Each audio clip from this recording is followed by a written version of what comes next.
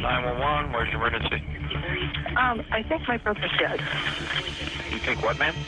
I think my brother is dead. His name is Daniel Taylor. Detectives with the Major Case Squad tell me that 68-year-old Daniel Taylor was murdered. Police are confident that he knew the suspects. I did not! I did not! I did not! I did not!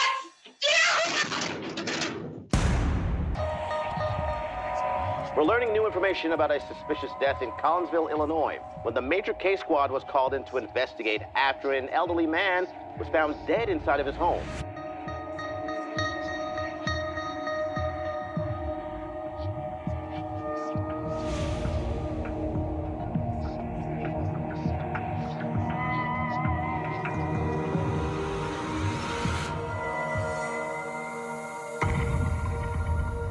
Stacy is the type of woman, I said it from day one, when she started working at this club, it was something about that woman.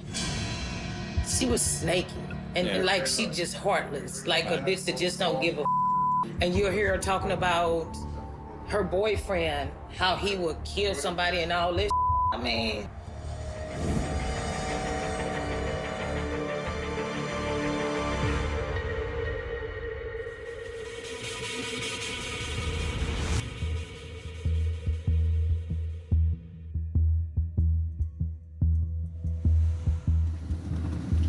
How are you doing? I wasn't allowed to change or anything, so.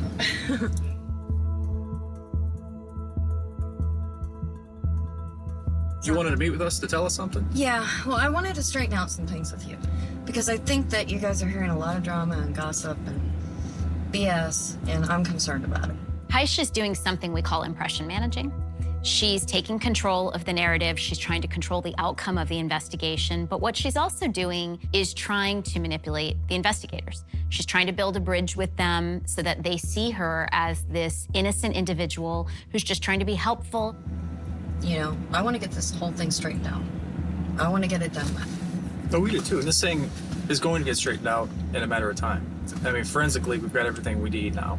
So it's going to be a matter of time before this thing is done. Right. And now we're hoping somebody decides they're going to cooperate with us before this thing gets out of hand.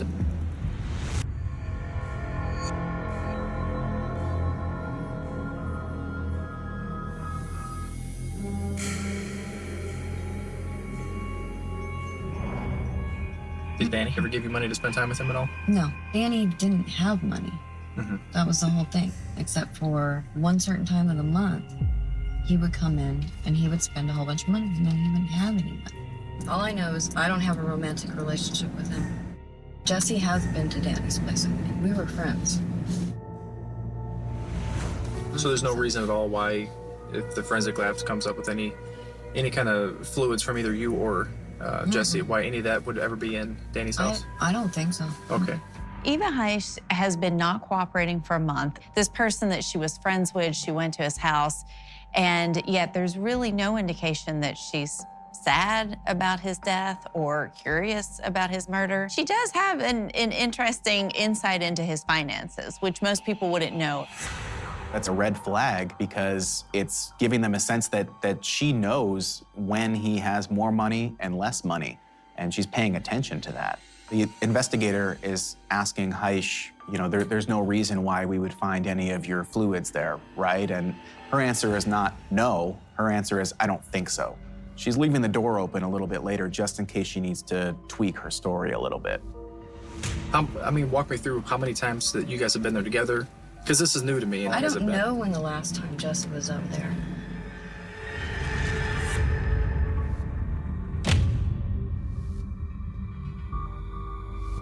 And they said don't be gone too long, I'm gonna. Yeah, we better get you back. Yeah, go ahead.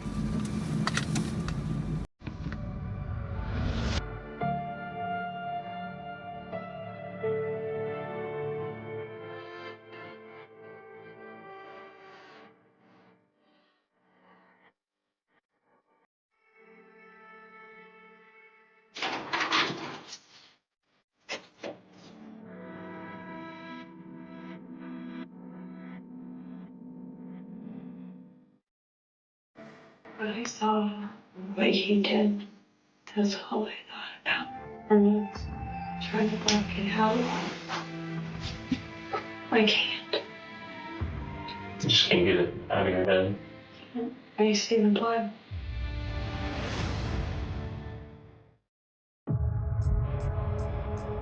I thought I saw part of his throat. Mm-hmm. I know I'll never forget what Jesse did. It's gonna be there.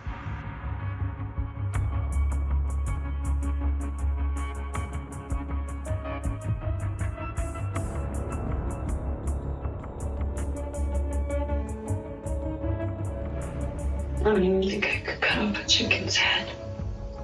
That's something you never thought you'd ever see in your life. I was close to somebody one time when they were murdered. When I was a kid, some guy got murdered in Tucson when I was on the streets. And even though I didn't see it, it affected me for a long time. Mm-hmm. And my oldest kid's dad got murdered. And I remember walking in the house and seeing all the blood on the floor. And I'll never forget that. Here, she's just describing all of these, what she describes as really traumatic experiences that she had with hardly any questioning at all. She's just freely offering this information. And that's so unusual in someone who's experienced a real trauma. She's offering up this information to really have a sympathetic view of herself, to say, I've been traumatized by murder before. I'm not someone who could possibly commit a murder. Don't pay attention to me.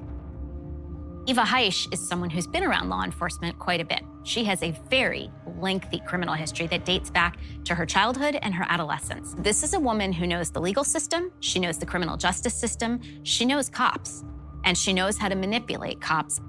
Her choice of the tone she's using, the little girl semantics and body language, she's turtled in on herself physically.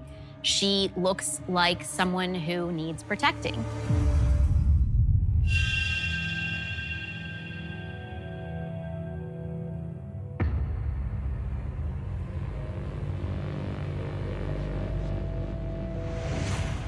I wish I could have stopped it. Did you try to stop him?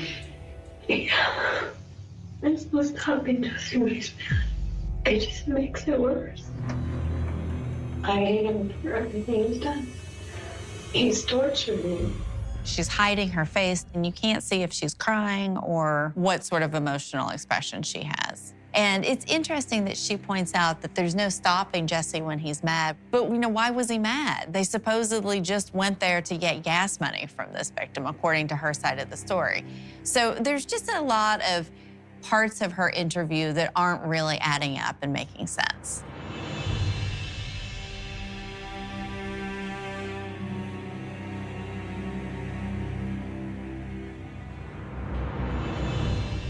Jesse seemed to snap that night. And I don't know why. I don't know what happened. If he confesses, We're hearing a lot. get out. I would think, yeah. I would think that would be accurate, but I can't tell you what's going to happen. Well, let's get going. You don't need to put your purse on the thing for me.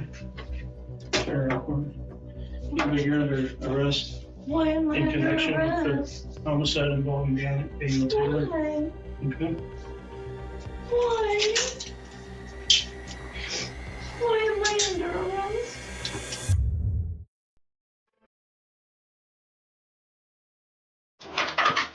Thank you, right there. All right, you told the jailer that you wanted to talk to me.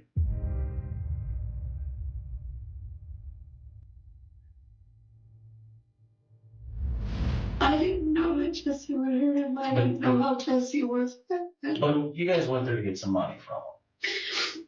All right, I went there to ask him for money. And I know Daddy doesn't have that much money, but he would have given me a few dollars. People that are psychopathic, people like Eva Heisch, have a high need for control. Heisch is in damage control mode and she's in panic mode because now she's losing control of the situation. But the part that is pathological lying and is compulsive is the part of her that just continues to tell them things and fill in gaps without thinking about the fact that they can be verified. Based on the things you've told me, you're not being fully honest with me. And that's not for debate, okay? It's not that I'm not being honest with you.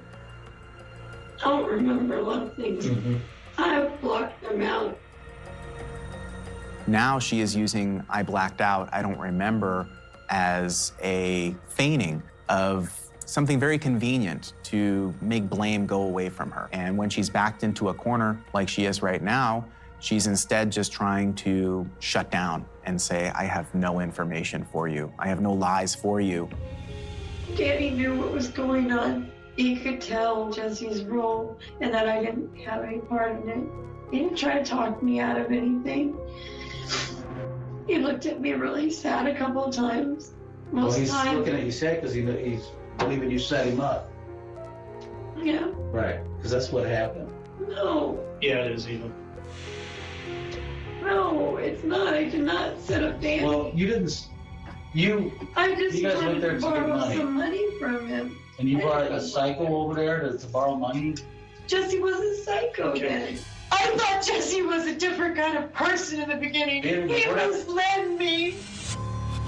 She contradicts herself in these statements in that she says, I was tortured by him, which suggests this is someone who's well aware of his potential for violence.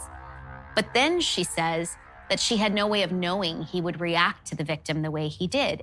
To the rest of us who live in the real world, who are not out to lunch, who don't double down on lies, this is not even believable.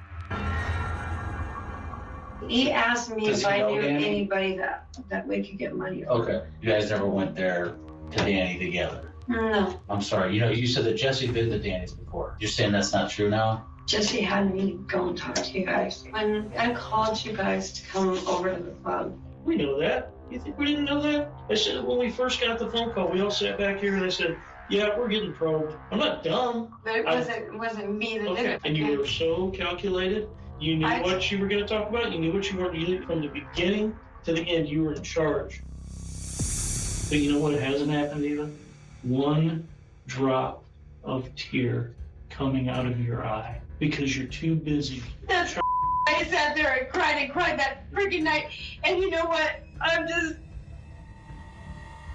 Where's the tears now, Eva? Because they're not coming out of your eyes. They're not there because I'm so upset. How can you say that? I'm losing my mind or something? I'm losing my mind? You know what? I have seen Danny Taylor in my head over and over and over again. Don't tell me. I don't doubt that. What are you doing to me? I don't understand. What do you want from me? You want me to cry again? Like I cried on the freaking day. I didn't want anything to happen to Danny. But it did. Really? I would have robbed somebody for $5. She's even saying, hey, help. Basically, listen to me. Don't you want to hear about my story and how I'm not really the perpetrator of this? And when they're not listening, she becomes enraged. And that's something that we see in individuals who have psychopathic traits, is this inability to control emotions in the appropriate way and instead lash out, especially when they're losing control of the situation. And she's losing control. Okay, well, I think we're done for now. You need to think about it. I don't know what else to tell you. Well, we may talk tomorrow. But Well, look, you're trying to charge me with murder and I didn't kill anybody.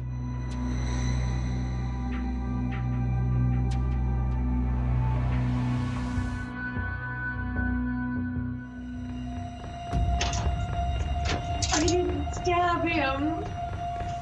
I never did anything to hurt Danny. I couldn't watch him do it. I kept screaming at him. Are you listening to me? Help! Hey! Sit in the chair, don't.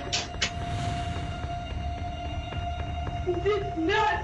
I did not! I did not! I did not! I did not!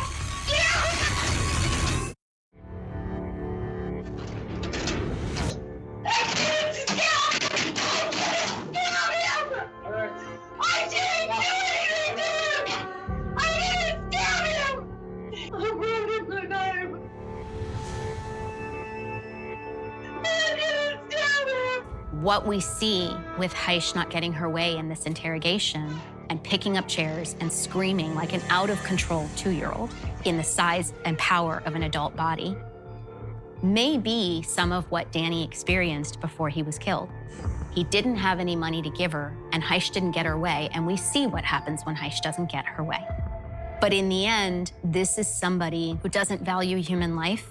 She values her ego, and ultimately, that is the biggest wound for her, is that this isn't working. People aren't seeing what she wants them to see. People aren't doing what she wants them to do. And Eva Heish doesn't know how to interact with anybody in her life except when they're compliant with her.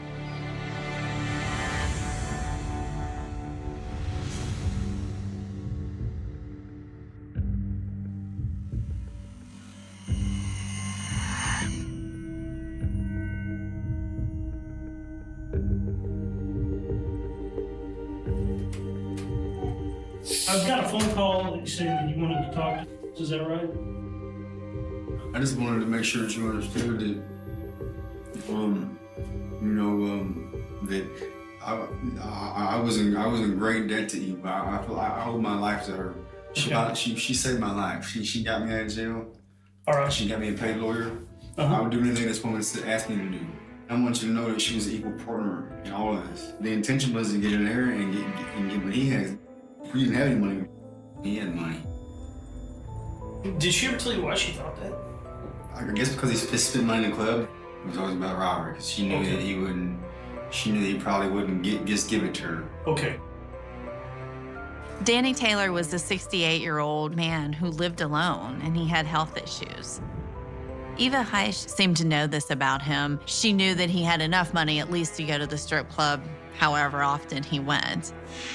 So he was a very vulnerable, but perhaps ideal victim for her, because in fact, he was older and he lived alone. Psychopaths are often going to go for what's most readily available in their environment, the easiest thing they can think of.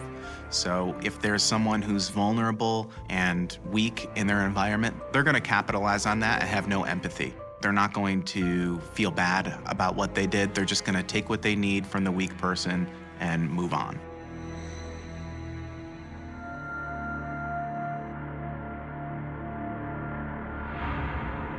Who gets out of the car first?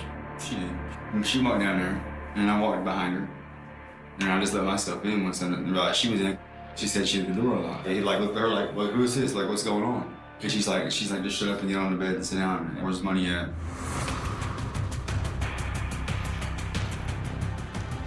Where's your dad? Don't make me make him stab you. When she said he didn't identify me, I had a knife in her hand and I just kind of dropped it and hit him. Okay. She picked it up behind me and stabbed him. When she did, I just grabbed it from her, continued, stabbed him. I'm like, he's not moving no more, but she's like, she was make sure he's dead.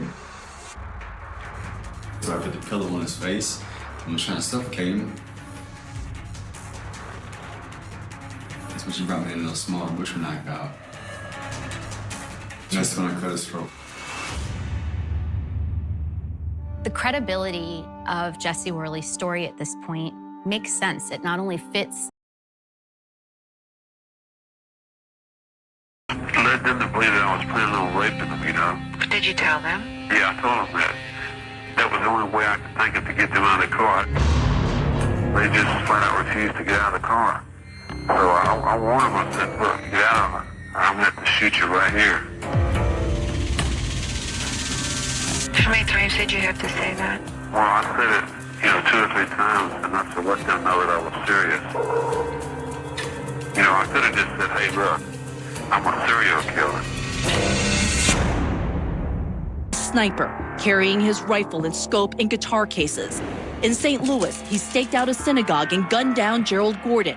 In Madison, Wisconsin, a young interracial couple.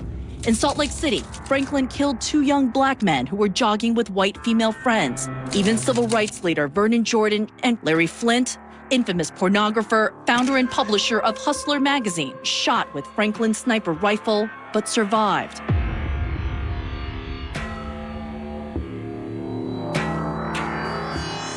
So you hunted him down? Yeah, I was hunting him down. Yeah, I ain't gonna deny that. The single, unwavering drive in Joseph Paul Franklin, murder.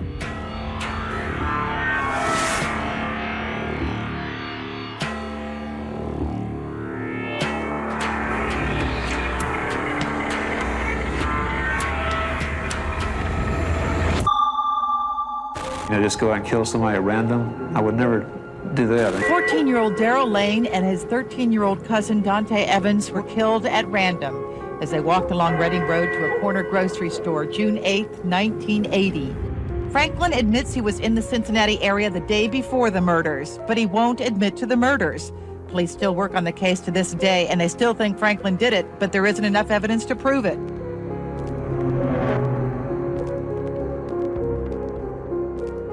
He hates men. He would never talk to you. He said, but if you have a pretty assistant prosecutor, and I brought in Missy Powers. I think men took the approach, if you send in a pretty face, they're going to confess. But I was hoping that you needed more than just that. Franklin agreed to meet with Powers, but there were ground rules. No video, only a tape recorder, and no meeting on Hitler's birthday.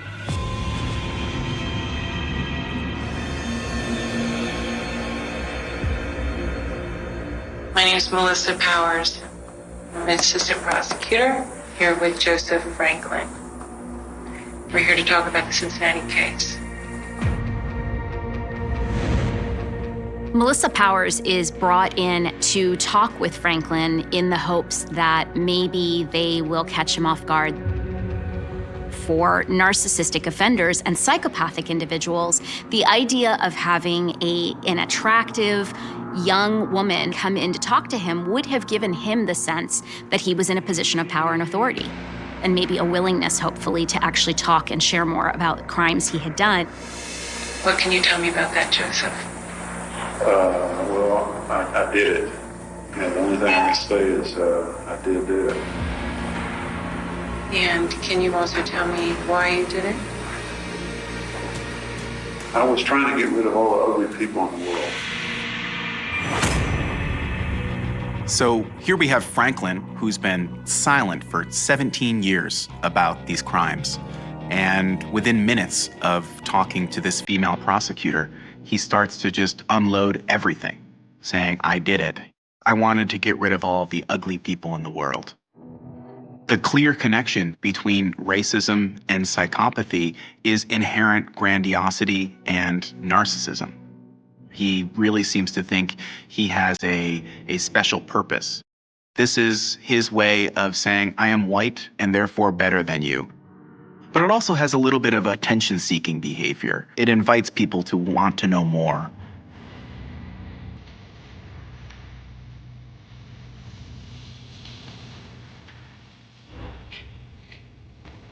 What brought you to Cincinnati, Ohio back in June of 1980? But one day I wanted to sell a rifle, and around I went to Johnstown, Pennsylvania. That's where I committed another sniper kill, an interracial couple there. Okay, let me take you back. Let's talk about Cincinnati. June was the most prolific. I was most prolific as far as murders go in that month. I committed 6 murders. Prior to that, I robbed a bank, 2. Franklin's desire to talk about what he wanted to talk about not only was his narcissism at play, but his need to maintain control of the interview. Franklin decided that he needed to pump up his notoriety. Crimes are no good for a narcissist if you don't get credit for them. Look at how many of these crimes I've committed and never got caught for, and how many people I killed, and he says it with pride. The fact that he uses the word prolific, he's putting himself in a position of authority. He's not bothered by what he's done. He's getting a high off of it. I was just getting very upset because the news media, the national media, wasn't covering what I was doing. They were pretty well suppressing the news. I just decided to just turn up the heat a little bit, just start committing more killings, just to try to force them to give me publicity. They finally began to connect the Vernon George shooting, the Cincinnati shooting, and then shortly afterward I committed the Utah killings. That was good, you know. So I decided to just keep it up. Very few things are as dangerous as a psychopath that feels rejected. It infuriates them, The only way he has to respond is taking all the anger and frustration that he's feeling and essentially kill more people specifically so he would get more publicity. He wanted the coverage and the grandiosity of being able to be the person on the news, even though it was for a horrible thing, but he was known and people were talking about him. Was there any planning involved in the murder that you committed in Cincinnati? Other than just going over my escape route. Yeah. I had to stick down. It seemed like I had to sit there for at least an hour or two. But finally, I heard somebody yelling and looked down there and saw a couple of dudes coming down the sidewalk, you know. I just put the gun right on the biggest dude first. And I fired one shot with that 44 Magnum.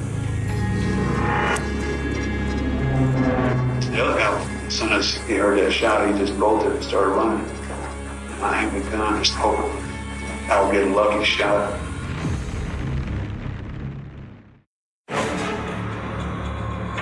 It was just like through a miracle that I got him, man. You know? And I aimed the gun and hit him, you know.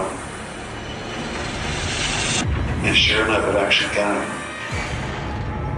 He's talking about these two child victims as adults. He's depersonalizing them by talking about them as dudes. And the fact that he's referring to it as a lucky shot, it's also dehumanizing them. He's talking about them like they're target practice. It's not that they're someone's children, somebody's brother.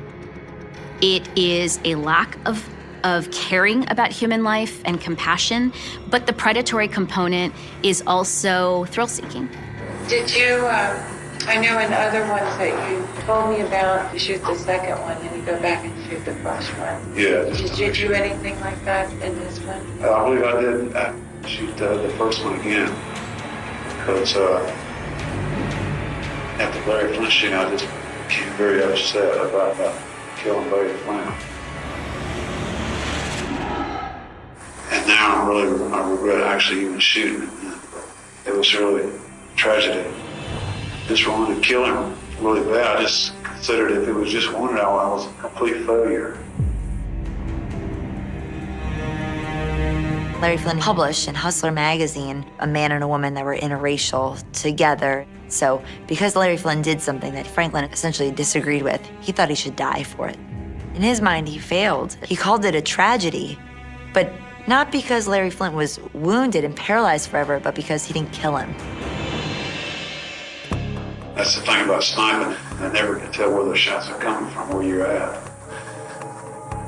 So that's one reason it's so easy to get away with that type of murder.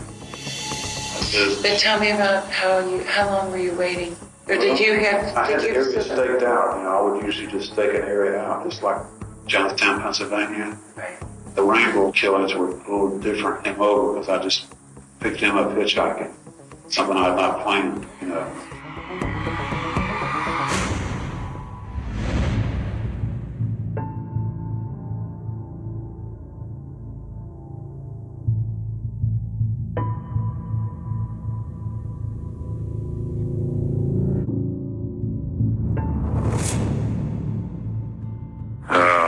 I guess maybe an hour or so's drive into West Virginia and saw them hitchhiking and decided to, you know, pull over and give them a ride.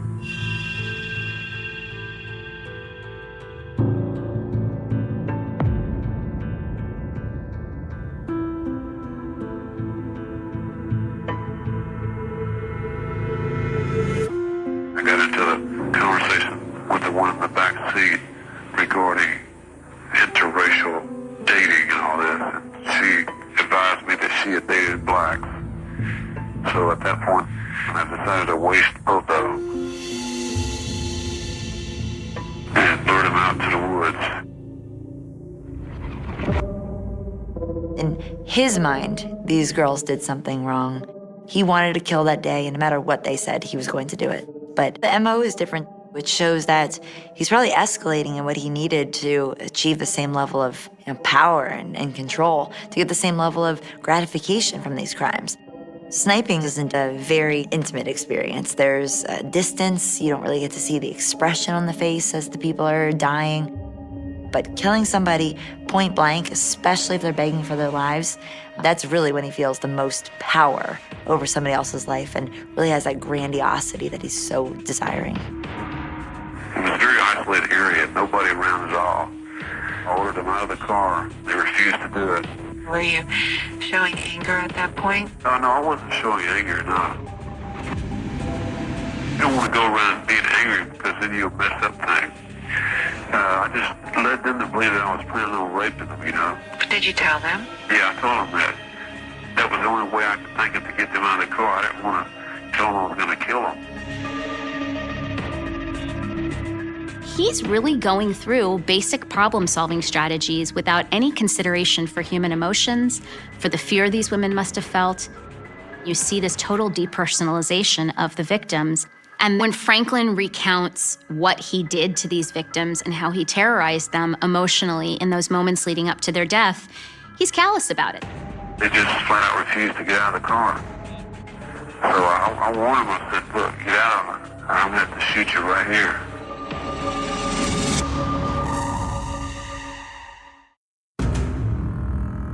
You know, I could have just said, hey, look, I'm a serial killer. I will kill you if you don't get out. Did they show any fear? No, they didn't seem to, you know. When I realized they weren't going to move, I just went ahead and shot the one immediately right there in the front seat, you know. And where did you shoot her? Right in the chest. After I shot her, I pointed the gun in the back seat toward the other one and shot her in the head. He had self-monikered himself as a serial killer, basically saying, well, you know, I just wasted them before I really told them the thing that would have very much scared them. But he's just writing this off as a loss. He got the kill, but that really wasn't what he was after. He wanted the response, and he was almost disappointed when they didn't show that fear. Franklin really seems to like to stay in control of his victims, like many psychopaths, because it feeds into the idea that they are important and that they are superior. In this situation, when he encountered resistance of any kind, he just shot them to death. Did you get any emotional satisfaction or anything out of killing either one of those girls or both of the girls? It's not that you get emotional satisfaction. It's somebody you think should be wasted, you know. So I just went ahead and wasted them. Okay. It's not something that really turned me there just to get turned on or anything. To me, it was just, you know, something I had to do. It's a nasty job, but somebody had to do it. I'd enjoy doing it. Were you traumatized by it? Not by that time, no. First one did. After that, I kind of got used to it.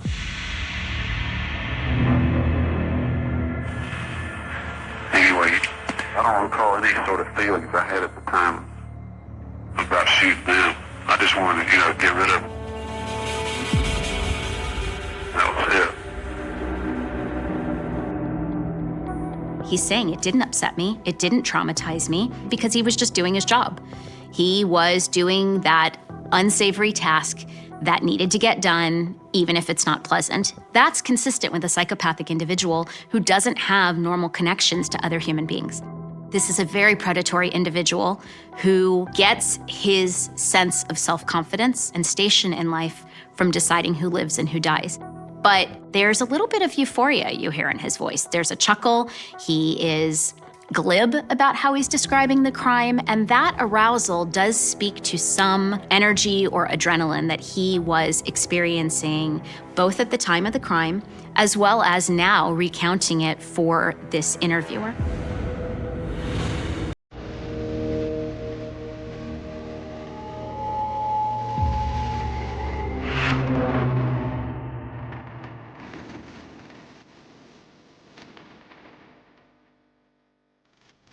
Why did you decide to confess? Well, I had a dream that told me to confess to this.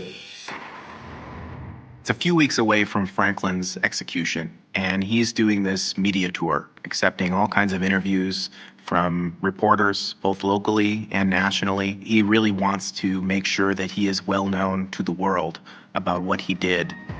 Franklin gets his pleasure from notoriety, not the actual act of killing, but being known as someone who does that. He's not saying, I regret what I did, I regret the harm that I put on these victims and their families. It's all about him. Joseph, you've been on death row now for what, 16 years? Yeah, about 16 years. And now the execution date is drawing very near. What are your feelings with that deadline? Well, I'm hoping to get a stay of execution. I would love to be out on the streets right now.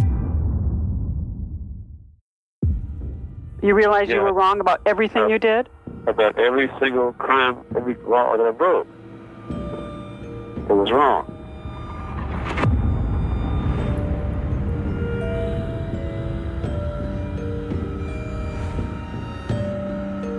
From robbing banks to carrying out murders. I've, repented of my sins,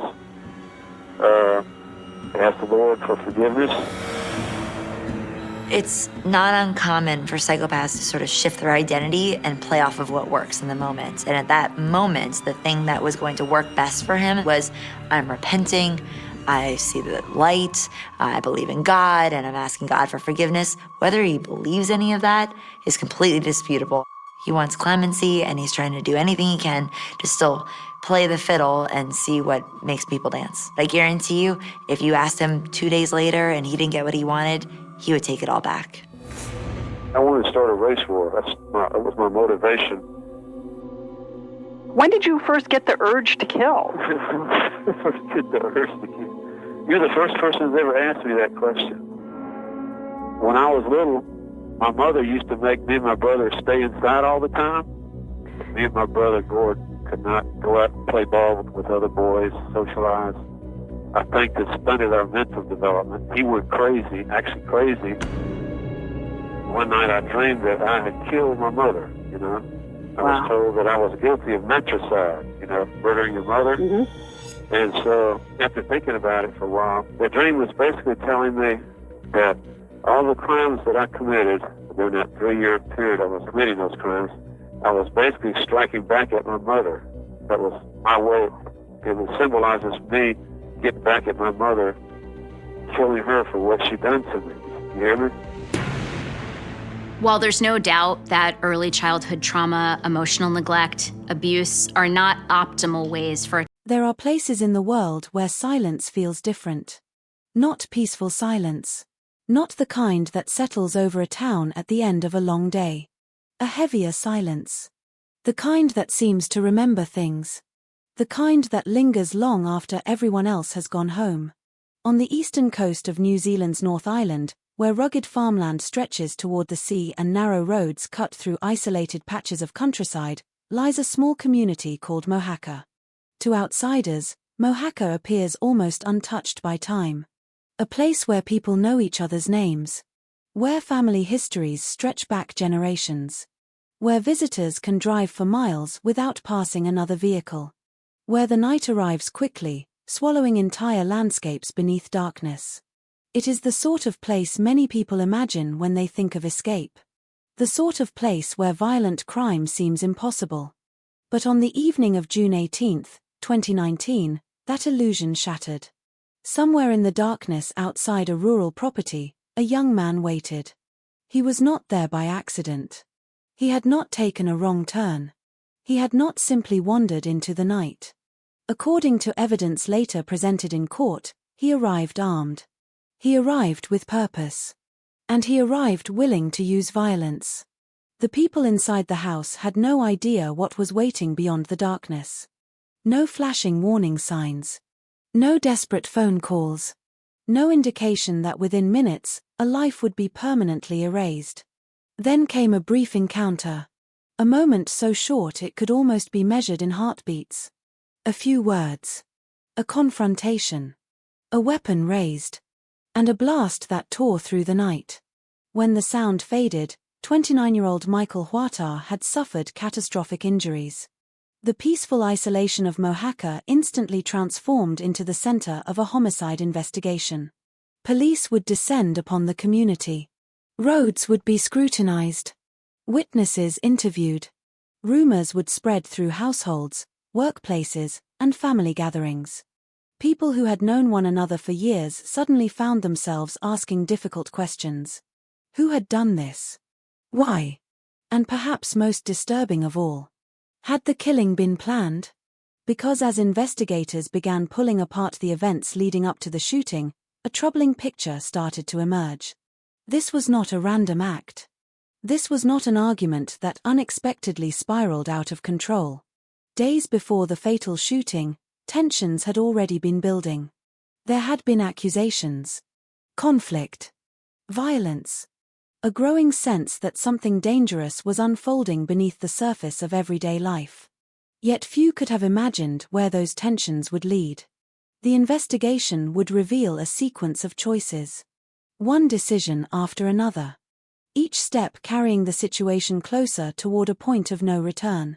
A firearm obtained, a destination chosen, a journey made under cover of darkness, a wait, a confrontation, a trigger pulled, and afterward, an attempt to disappear into the landscape itself. The man responsible would leave the scene. He would abandon a vehicle, travel across farmland, move through the darkness, and dispose of the weapon. For a short time, the truth remained hidden among the rolling countryside of Hawke's Bay. But not for long. Because murder leaves traces. Sometimes those traces are physical. A footprint, a tire mark, a discarded object. Other times they exist inside human memory. A face seen at the wrong place. A conversation remembered later. A detail that seems insignificant until investigators begin assembling the pieces. And piece by piece, detectives would reconstruct what happened that night. The closer they got to the truth, the more disturbing the picture became. This was a case that would expose how quickly personal conflict can evolve into irreversible violence. How a single decision made in anger can destroy multiple lives at once. And how the consequences of one moment can echo through families and communities for years. For Michael Huatar's loved ones, June 18th was not merely a date on a calendar. It became a dividing line. A moment separating life into two distinct chapters. Everything before. And everything after. Before that evening, there had been plans, conversations, routines, and expectations for the future. Afterward, there was grief, questions, courtrooms, and the unbearable reality that someone they loved would never return home. As the investigation unfolded, another reality became increasingly clear. The victim and the eventual killer were not strangers. They existed within the same social world. Their paths had crossed before. This was not a faceless predator emerging from nowhere. This was someone known. Someone recognizable. Someone whose actions would leave an entire community struggling to understand how things had reached such a devastating point. Yet perhaps the most chilling aspect of the entire case was not the shooting itself. It was what happened beforehand. Because according to court findings, the gunman did not simply stumble into a confrontation. He waited. He remained concealed. He watched. He anticipated someone emerging from the property. Those details would later become central to understanding the seriousness of the crime. They transformed the shooting from a tragic encounter into something far more deliberate, far more calculated, and far more difficult to explain away. In true crime stories, there is often a temptation to search for a single moment where everything went wrong. One argument. One insult. One reckless choice. But reality is rarely that simple. Real violence often grows slowly, invisible at first. A tension here. A grudge there. A confrontation that seems minor. A threat that is dismissed. Until eventually all those fragments collide. And when they do, the consequences can be devastating. The Mojaca murder was not merely the story of one fatal gunshot. It was the story of a chain reaction. A series of events moving steadily toward catastrophe. A story that began before anyone realized danger was approaching. A story that ended with a young man dead, another facing life imprisonment, and an entire community forced to confront the aftermath. Tonight, we follow that chain. We return to the isolated roads of Mohaca. We examine the tensions that existed beneath the surface. We trace the investigation that uncovered the truth. And we explore the courtroom battle that ultimately delivered justice for Michael Huatar. Because behind every headline lies a deeper story. A story of choices, consequences, loss, and the fragile line separating conflict from tragedy. This is the story of the Mohaca murder. To understand what happened on the night Michael Huatar was killed, it is necessary to understand the place where it happened. Not simply the coordinates on a map. Not merely the name of a small settlement tucked along the eastern coastline of New Zealand's North Island. But the atmosphere. The rhythm of daily life. The invisible connections that tie people together in communities where everyone seems to know everyone else. Because crimes do not happen in a vacuum. Every act of violence unfolds within a setting, and sometimes that setting becomes a character in the story itself. Mohaca is one of those places. The settlement sits in a landscape that feels vast and ancient. Rolling farmland stretches across the countryside. Paddocks disappear toward distant hills. Rivers carve paths through the terrain before eventually finding the sea. On some mornings, mist hangs low over the fields, softening the outlines of fences and trees. On others, the sky opens into a brilliant blue expanse that seems to go on forever. Visitors driving through the region often describe a sense of isolation. Not isolation in a negative sense. Rather, a feeling that the modern world has somehow loosened its grip here. There are no crowded city streets. No endless streams of traffic. No towering buildings casting shadows across busy sidewalks. Instead, there are winding roads, grazing livestock, weathered homes, and landscapes shaped by generations of families who have lived and worked on the land. The nearest major population centers feel far away. The pace of life moves differently. People wave to passing vehicles. Neighbors recognize each other's cars. Family names carry history. Stories travel quickly. In places like Mohaca, relationships are rarely simple. People grow up together. Attend the same schools. Share mutual relatives and friends. Celebrate milestones together. Mourn losses together. Even when disagreements arise, complete separation is often impossible. Lives remain interconnected. That interconnected nature creates a strong sense of belonging. But it can also magnify conflict. Because when tensions emerge, they do not remain confined to two individuals. They ripple outward. Friends become involved. Families hear different versions of events. Old grievances resurface. Rumors spread. Sides are quietly chosen. What begins as a disagreement between two people can slowly become something larger. Something heavier. Something far more difficult to escape. In 2019, life in and around Mohaca continued much as it had for years. Residents worked long hours. Families gathered for meals. People traveled between nearby communities for work, social events, and everyday errands. The routines were familiar, predictable, comforting. Yet beneath the surface of ordinary life, there were also struggles common to many rural communities. Economic pressures, personal disputes, generational tensions, the lingering effects of hardship. The realities of small-town life are often more complex than outsiders imagine. From a distance, such places can appear peaceful and uncomplicated. The reality is different.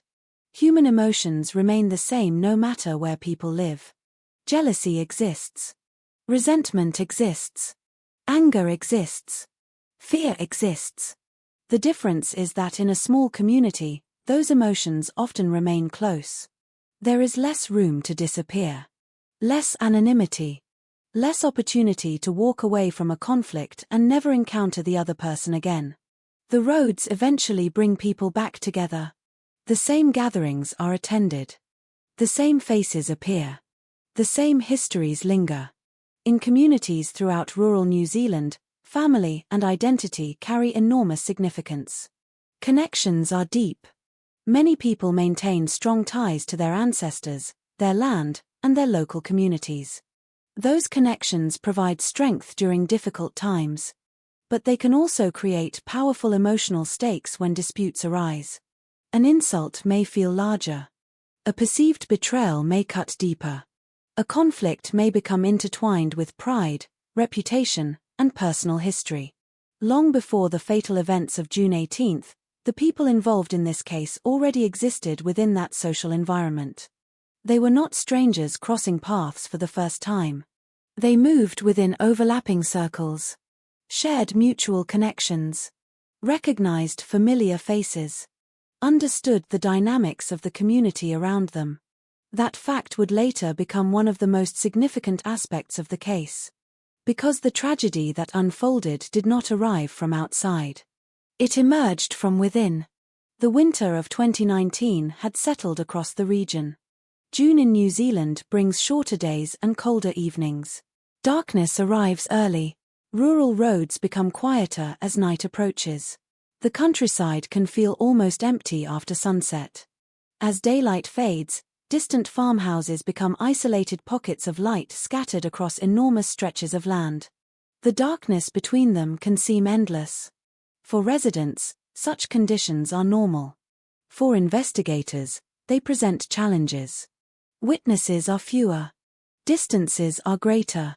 Movements are harder to track. Events can unfold unseen.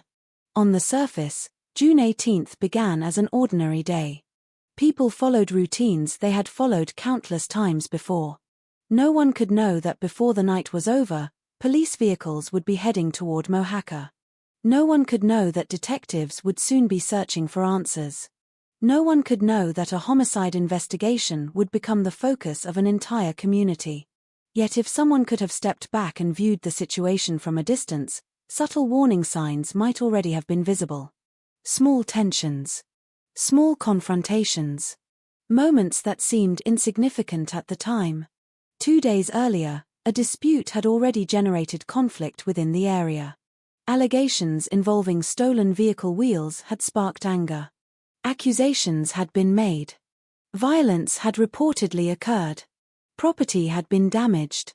The incident may have appeared isolated. Another disagreement. Another argument. Another chapter in the endless series of conflicts that occur wherever human beings live. But sometimes those moments are not isolated at all.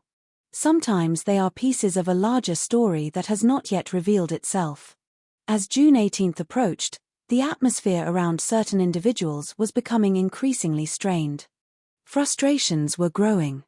Emotions were escalating. And somewhere within that tension, decisions were being made.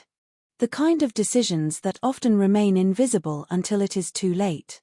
One of the unsettling realities of violent crime is that the final act usually receives the most attention. The shot. The assault. The fatal moment. But investigators know that major crimes often begin long before the violence itself. They begin in conversations. In grudges. In assumptions. In choices made days, weeks, or even months earlier. By the time the public learns of a tragedy, many critical events have already taken place. The Mohaka murder would prove no different. The shooting itself lasted only moments. The path leading toward it took far longer. As evening approached on June 18th, residents across the region settled into familiar routines. Some returned home from work. Others visited friends. Families prepared meals. Lights appeared in windows as darkness spread across the countryside. Nothing about the landscape suggested that history was about to change. The hills remained silent. The roads remained quiet. The winter air carried the same chill it had carried the night before. Yet somewhere within that darkness, events were already moving forward. A decision had been made. A journey was beginning. And the consequences would soon become irreversible. The remoteness that made Mohaca beautiful would also contribute to the haunting nature of the case. There is something unsettling about violence occurring in places associated with peace. A murder in a crowded city feels different. Cities already contain noise, urgency, and constant movement. But violence in a quiet rural community carries another emotional weight. It disrupts assumptions. It challenges beliefs about safety. It forces people to confront the reality that tragedy can occur anywhere. Even here. Especially here. In the months and years that followed, many people would remember exactly where they were when they first heard the news. Some learned through phone calls. Others through conversations with friends. Others through reports spreading rapidly across local networks. The details were incomplete at first. Only fragments emerged. A shooting. A young man critically injured. Police involvement. Questions without answers. As information slowly surfaced, shock spread through the community. Not because violence had never occurred before, but because every homicide carries a unique impact. It creates an absence. A permanent void. Someone who was present one day is suddenly gone the next. Families are left searching for meaning. Friends struggle to understand. Communities attempt to process the unthinkable. And investigators begin the difficult task of reconstructing the truth. That task would soon consume detectives assigned to the case. But before police could uncover what happened, before arrests were made, before courtroom proceedings began, there was a life at the center of the story. A real person. A son. A friend. A member of the community. A 29-year-old man whose future ended on a cold June night. To understand the full weight of this case, we must first understand the man whose life was taken. Because before Michael Huatar became the victim in a homicide investigation, he was simply Michael. And his story deserves to be told. One of the most difficult challenges in true crime storytelling is resisting the tendency to allow a victim's identity to become overshadowed by the crime itself. A homicide investigation generates headlines. Court proceedings generate records. Arrests generate public attention. The offender's actions are examined in detail. The evidence is analyzed. The legal arguments are debated. And slowly, almost unintentionally, the person whose life was taken risks becoming secondary to the story. That is why it is important to pause for a moment and remember a simple fact. Before there was a homicide investigation in Mohaca. Before detectives arrived. Before courtrooms and sentencing hearings.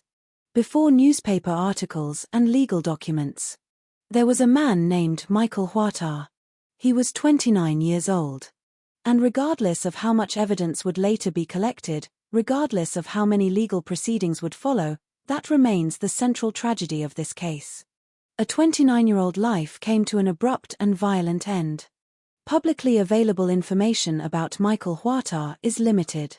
Unlike some high-profile cases that leave behind extensive interviews, biographies, and media coverage, much of Michael's private life remained outside public view. Perhaps that fact says something important in itself. Most victims are not public figures. Most do not leave behind lengthy records explaining who they were. Instead, they exist most vividly in the memories of the people who knew them. Family members. Friends. Neighbors. People who shared meals with them. People who laughed with them. People who expected to see them again. For those individuals, Michael was never simply a name in a police file. He was a real person occupying a real place within their lives. The tragedy of homicide extends far beyond the victim. When a life is taken, an entire network of relationships is damaged. Parents lose a child. Siblings lose a brother. Friends lose someone who was part of their daily routines. Communities lose a familiar face. The absence spreads outward like ripples across water. And those ripples never completely disappear. The available court record indicates that Michael and the eventual offender were not strangers. Their lives existed within overlapping social circles connected to the wider YROA and Mohaca communities. That detail would become significant later. Not only because it helped investigators understand the circumstances surrounding the shooting, but because it added another layer of heartbreak. This was not a case involving two people whose paths happened to cross by chance. This was violence emerging from within a shared social environment. People knew one another, recognized one another, understood the local landscape and the relationships that existed within it. In many ways, that reality makes cases like this particularly painful for communities. Random violence is frightening. But familiar violence is deeply unsettling. It forces people to ask questions that have no easy answers.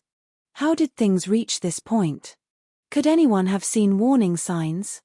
Could the tragedy have been prevented? The fact that Michael's life ended in such circumstances would leave those questions lingering long after the criminal proceedings concluded. As June 2019 moved forward, there was no indication that Michael was approaching the final days of his life. That is another painful reality common to nearly every homicide case. Victims rarely know that an ordinary day will become their last. They make plans, hold conversations, visit friends, travel familiar roads, think about tomorrow. The future still exists in front of them. Then, suddenly, it does not. For Michael, June 18th began as a day that likely seemed no different from countless others that had come before it. The winter season had settled across the region. The countryside moved according to its usual rhythm. Life continued. People worked. People traveled. People gathered. No public record suggests that Michael expected the events that would unfold later that evening. Nothing indicates that he knew a deadly confrontation was approaching. Yet somewhere beyond his awareness, decisions were already being made that would ultimately intersect with his life. Those decisions would place him at the center of a tragedy he never chose. One of the most heartbreaking aspects of homicide investigations is the way they freeze a victim in time. Michael will forever be remembered as 29 years old. There will be no older version of him. No future milestones. No decades of experiences still waiting to unfold. The possibilities that once existed simply stop. Family members often describe this as one of the most painful dimensions of loss. They are not only grieving the person who died. They are grieving the future that disappeared with them. The birthdays that will never come. The conversations that will never happen. The memories that will never be created. Court proceedings can establish facts. Investigations can identify offenders. Sentences can impose punishment. But none of those outcomes restore what was lost. They cannot return a life. As investigators later reconstructed the events of June 18th, the final moments of Michael's life would become the subject of forensic analysis and legal examination. Distances would be measured. Movements would be scrutinized. Timelines would be assembled. Evidence would be presented. But beneath every technical detail remained a human reality. The victim was a living person only moments before the shooting occurred. A person with thoughts, relationships, experiences, and connections. A person whose life carried meaning far beyond the circumstances of his death. This distinction matters because true crime can sometimes become overly focused on mechanics. The weapon. The evidence. The procedure. The investigation. All of those elements are important. But they should never overshadow the human cost. Michael Huerta's death was not merely an event. It was a loss. A permanent loss felt by people who knew him and cared about him. As the evening of June 18th continued, Michael found himself at a property near Mohaca. The details of the coming encounter would later be examined extensively by police and the courts. At the time, however, it was simply another moment in the flow of ordinary life. The darkness of winter had begun settling across the countryside. Lights glowed from homes scattered throughout the region. The roads grew quieter. The night deepened. Somewhere nearby, a young man carrying a sawn-off shotgun waited in concealment. Michael did not know that. He could not know that. He could not know that investigators would soon be documenting a homicide scene. He could not know that police officers would spend months reconstructing the events of the night. He could not know that his name would eventually appear in court records connected to one of the most serious crimes in New Zealand law. What he knew was only the present moment. And within that moment, the future still seemed intact. That future would disappear in seconds. The story that follows is not simply the story of a murder investigation. It is the story of how one human life ended and how an entire community was forced to confront the consequences. Because before there was a victim in a criminal case, there was Michael Huata. And before the investigation could begin, tragedy had to unfold. By the evening of June 18, 2019, a chain of decisions had already been set in motion. Some of those decisions had been made days earlier.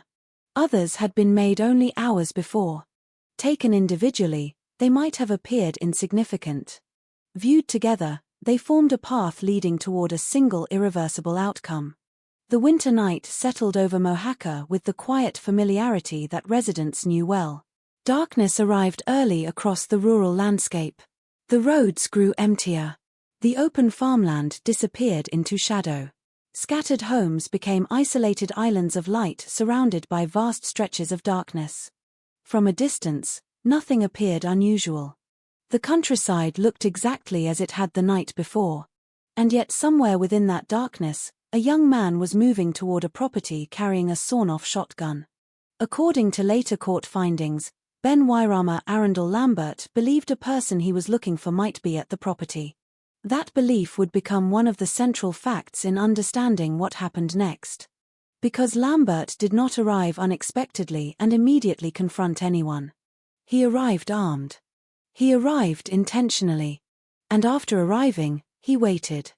The significance of that waiting would later become impossible to ignore. The property sat within the quiet isolation typical of rural Hawke's Bay. Like many homes in the region, it existed within a landscape where neighbors were often separated by considerable distances. At night, visibility was limited. The darkness concealed movement and swallowed details. Lambert remained outside. He did not enter the house. Instead, he stayed concealed. Watching. Waiting. Observing. Time passed. Inside the property, life continued without any obvious indication that danger was present nearby. No one could see the future unfolding beyond the darkness. No one could know that a deadly encounter was only moments away. What makes cases like this especially disturbing is the contrast between ordinary life and sudden violence. For one moment, everything appears normal. The next moment changes everything. At some point during the evening, Michael Huata emerged from the house. Exactly what he expected to find outside is unknown.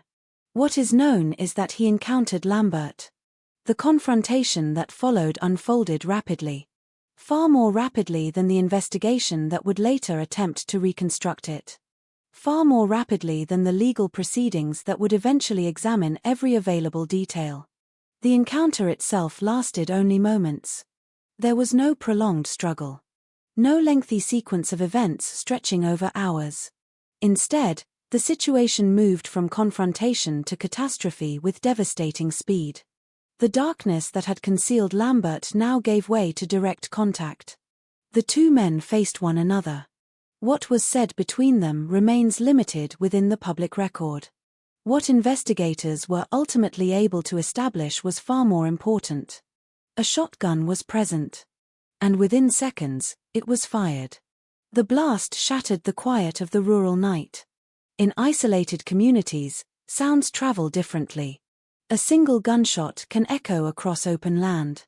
It can carry through fields and across valleys. It can transform an ordinary evening into an emergency. Michael Huata was struck in the face at close range. The injury was catastrophic. The violence of a shotgun discharge at such distance leaves little room for survival. The damage inflicted was immediate and severe. Everything changed in that instant. One moment Michael was alive and standing outside. The next moment he was critically wounded. For investigators who would later examine the evidence, the shooting demonstrated a level of violence impossible to ignore. This was not a minor injury. Not an accidental wound. Not a situation from which recovery was likely. The consequences of pulling the trigger were immediate and devastating. And yet, even as Michael's life hung in the balance, the events of the night were not over. Lambert left. According to evidence later presented in court, he departed the scene after the shooting. Rather than remaining there, rather than contacting emergency services, he moved away from the property. His actions following the shooting would become another significant component of the investigation. He drove away. At some point afterward, he abandoned the vehicle. Then he continued on foot. Across farmland. Across rural terrain. Moving through the darkness. The landscape that investigators would later search became part of his route away from the scene. Eventually, he disposed of the shotgun by throwing it into a stream. The weapon that had ended Michael Huerta's life disappeared beneath the water. Whether the intention was to eliminate evidence, create distance from the crime, or delay investigators, the result was the same. The weapon was removed from the immediate scene. Lambert then continued home. Meanwhile, an entirely different struggle was unfolding. Michael Huerta was still alive. Despite the severity of his injuries, efforts were made to save him. Emergency assistance became the priority. Every minute mattered. In serious trauma cases, time often becomes the most valuable resource available. The challenge was enormous. The shooting had occurred in a rural location. Medical care was not immediately next door. Distance became another obstacle. Michael was transported toward YROA Hospital, approximately 28 kilometers away. For the people attempting to help him, those kilometers must have felt endless. Hope and fear often coexist during medical emergencies. Until a doctor confirms otherwise, people cling to the possibility of survival. Families do it. Friends do it. Emergency responders do it. No matter how severe the injuries appear, hope remains. But some injuries are simply too severe. Despite efforts to save him, Michael Huerta died. He was 29 years old. The fatal shooting that had occurred only minutes earlier was now officially a homicide investigation. Somewhere along the route between the shooting and the hospital, the future that once belonged to Michael disappeared forever. The loss extended far beyond a single individual. News of violent crime travels quickly through small communities. People began hearing fragments of information. A shooting. A critical injury. Police involvement. Then confirmation of a death. Questions emerged almost immediately. Who had done it? Why had it happened? Was the shooter known? Had the attack been planned? In the hours following the shooting, uncertainty dominated everything. Investigators had not yet assembled the complete picture. Witness accounts still needed to be gathered. Evidence still needed to be collected. Timelines still needed to be established. But one fact was already undeniable. A young man was dead. The peaceful winter night that had begun like countless others in Mojaca had become the scene of a murder. And somewhere within the darkness surrounding that isolated property were the answers investigators would soon begin searching for. The gunshot itself had lasted only an instant. The consequences would last for years. For Michael's loved ones, the tragedy had only begun. For the community, shock was beginning to spread. And for detectives arriving to investigate the scene, a difficult task lay ahead. Somewhere among the evidence, the witness accounts, and the movements of the people involved, the truth was waiting to be uncovered. The hunt for that truth would begin before sunrise. And it would ultimately lead investigators toward a conclusion that would reshape the lives of everyone connected to the case. The first hours after a homicide are often the most chaotic. Information arrives in fragments. Witnesses struggle to process what they have seen. Rumors begin spreading before facts can be confirmed. Investigators are forced to make critical decisions while working with incomplete information. And somewhere within that confusion, the truth waits to be uncovered. For police responding to the events of June 18, 2019, the situation was no different. A young man had suffered a catastrophic gunshot wound. Despite efforts to save him, he had died. The case immediately moved beyond the scope of an ordinary incident. This was now a homicide investigation. The responsibility facing investigators was immense. Someone had pulled the trigger. Someone had arrived at a rural property carrying a firearm. Someone had left the scene afterward. The challenge was identifying exactly who that person was and proving what had happened. As the night progressed, the area connected to the shooting became the focus of intense police attention. In major investigations, the first objective is always preservation. Every minute that passes creates opportunities for evidence to disappear. Vehicles move. Footprints are disturbed. Memories begin changing. Weather alters the landscape. The scene must be protected before valuable information is lost. The property near Mohaca quickly transformed from an ordinary rural location into a crime scene. The transition is often startling. Places associated with everyday life suddenly become areas of forensic interest. Investigators examine details that most people would never notice. Ground surfaces. Entry points. Lines of sight. Distances. Lighting conditions. Possible witness locations. Potential escape routes. Everything becomes important. Everything becomes a question. The rural setting presented both advantages and challenges. On one hand, isolated locations can limit the number of people moving through an area after a crime occurs. On the other hand, the same isolation can make investigations more difficult. Fewer witnesses. Greater distances. Less surveillance. Fewer opportunities to reconstruct movements through cameras or electronic records. Detectives arriving at the scene understood that they would need to build the case carefully. Nothing could be assumed. Nothing could be overlooked. The physical evidence would become the foundation upon which the investigation rested. As daylight eventually returned to the countryside, the true scale of the investigative effort became visible. The quiet property was no longer simply a place where people gathered and lived. It had become the center of a murder inquiry. Police officers worked methodically through the area. Forensic specialists examined the location. Investigators documented what they found. Photographs were taken.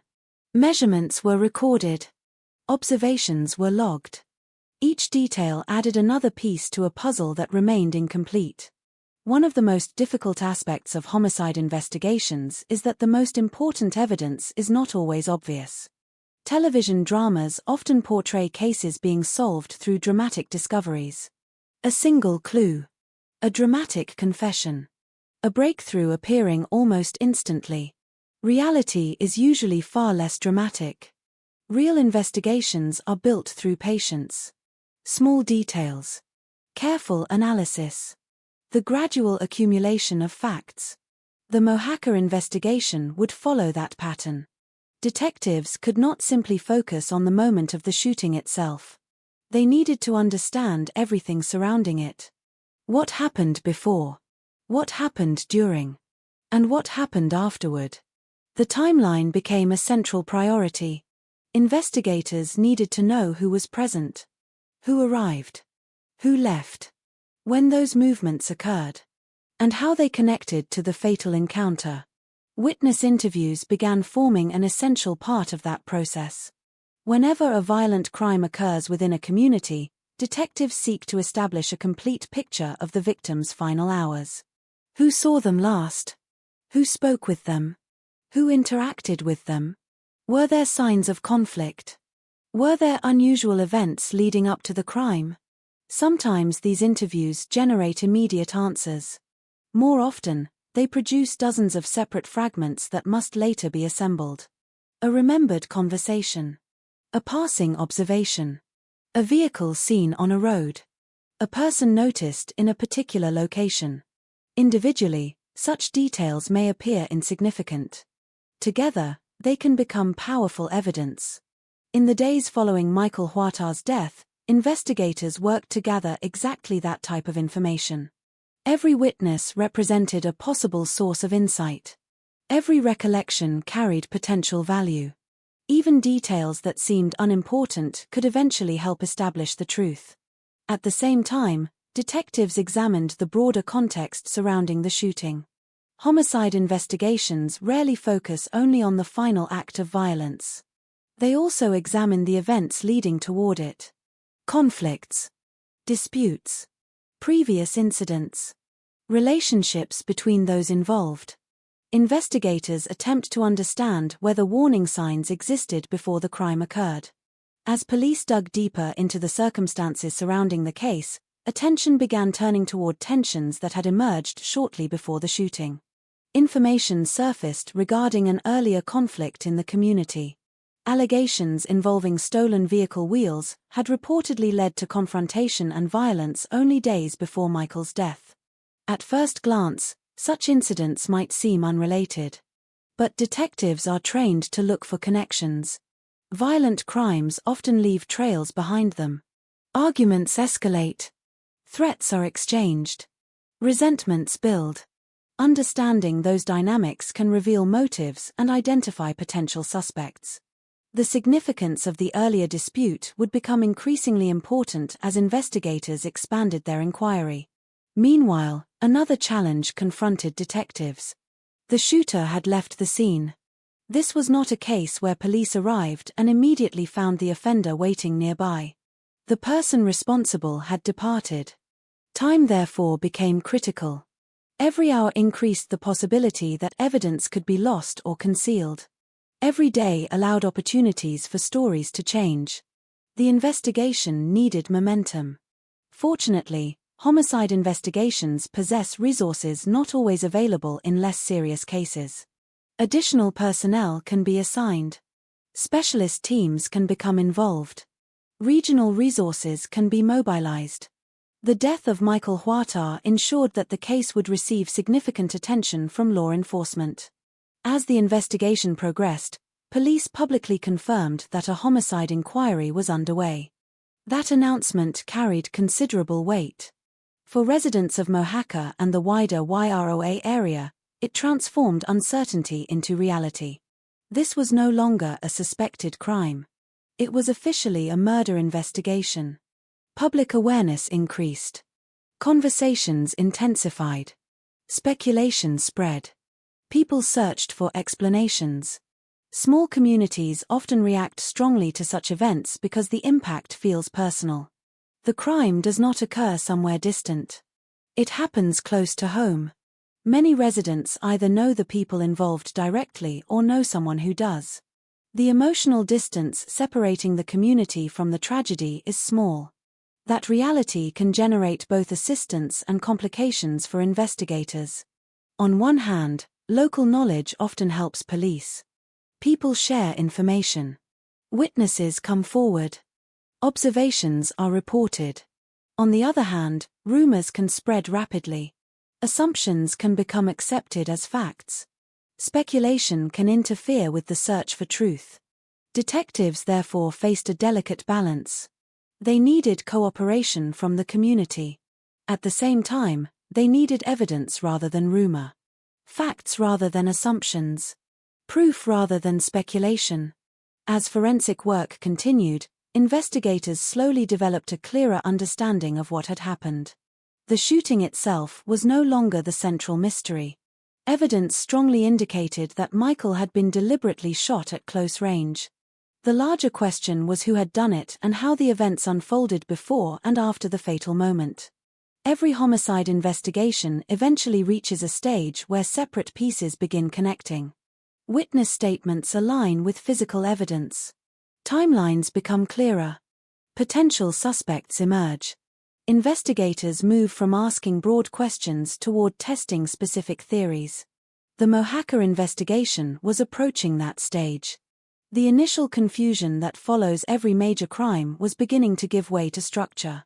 Patterns were emerging. Connections were appearing. And detectives were increasingly focusing their attention on a particular direction. The answers they sought were no longer hidden somewhere within an endless range of possibilities. The field was narrowing. Evidence was guiding them forward. Somewhere beyond the crime scene, the person responsible was living with the knowledge of what had occurred. Investigators did not yet possess every answer. But they were getting closer. Closer to identifying the movements that occurred after the shooting.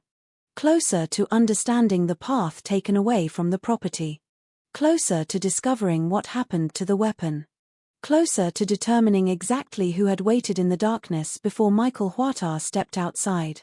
The homicide investigation that began with confusion and uncertainty was slowly becoming something else. A case. A theory. A developing narrative supported by evidence. And within that developing narrative, one name would soon attract increasing attention. A name detectives would find impossible to ignore.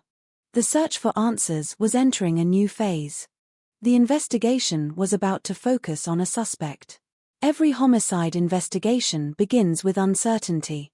No matter how experienced the detectives may be, the first days after a killing are often defined by unanswered questions. Investigators are confronted with fragments rather than conclusions, pieces rather than a complete picture. The challenge is not simply finding evidence. The challenge is determining which evidence matters. In the days following Michael Huatar's death, detectives found themselves facing exactly that challenge. They knew a shooting had occurred. They knew the victim had suffered a devastating close-range gunshot wound. They knew the offender had left the scene. Beyond those facts, much remained unclear. The task ahead was enormous. Investigators needed to reconstruct the movements of multiple people. They needed to establish timelines. They needed to understand relationships. Most importantly, they needed to identify the individual responsible for pulling the trigger. The pressure was significant. A homicide investigation affects an entire community. Family members want answers. Friends want answers. The public wants answers. Every day without an arrest creates anxiety and uncertainty. Yet experienced detectives understand that rushing can be dangerous. An arrest unsupported by evidence helps no one. The goal is not merely to identify a suspect. The goal is to build a case capable of surviving scrutiny in court. That process takes time. As investigators continued examining the circumstances surrounding the shooting, they focused heavily on the relationships connecting the people involved. One of the first realities to emerge was that this was not a random act committed by a stranger passing through the area. The victim and the eventual offender existed within overlapping social circles.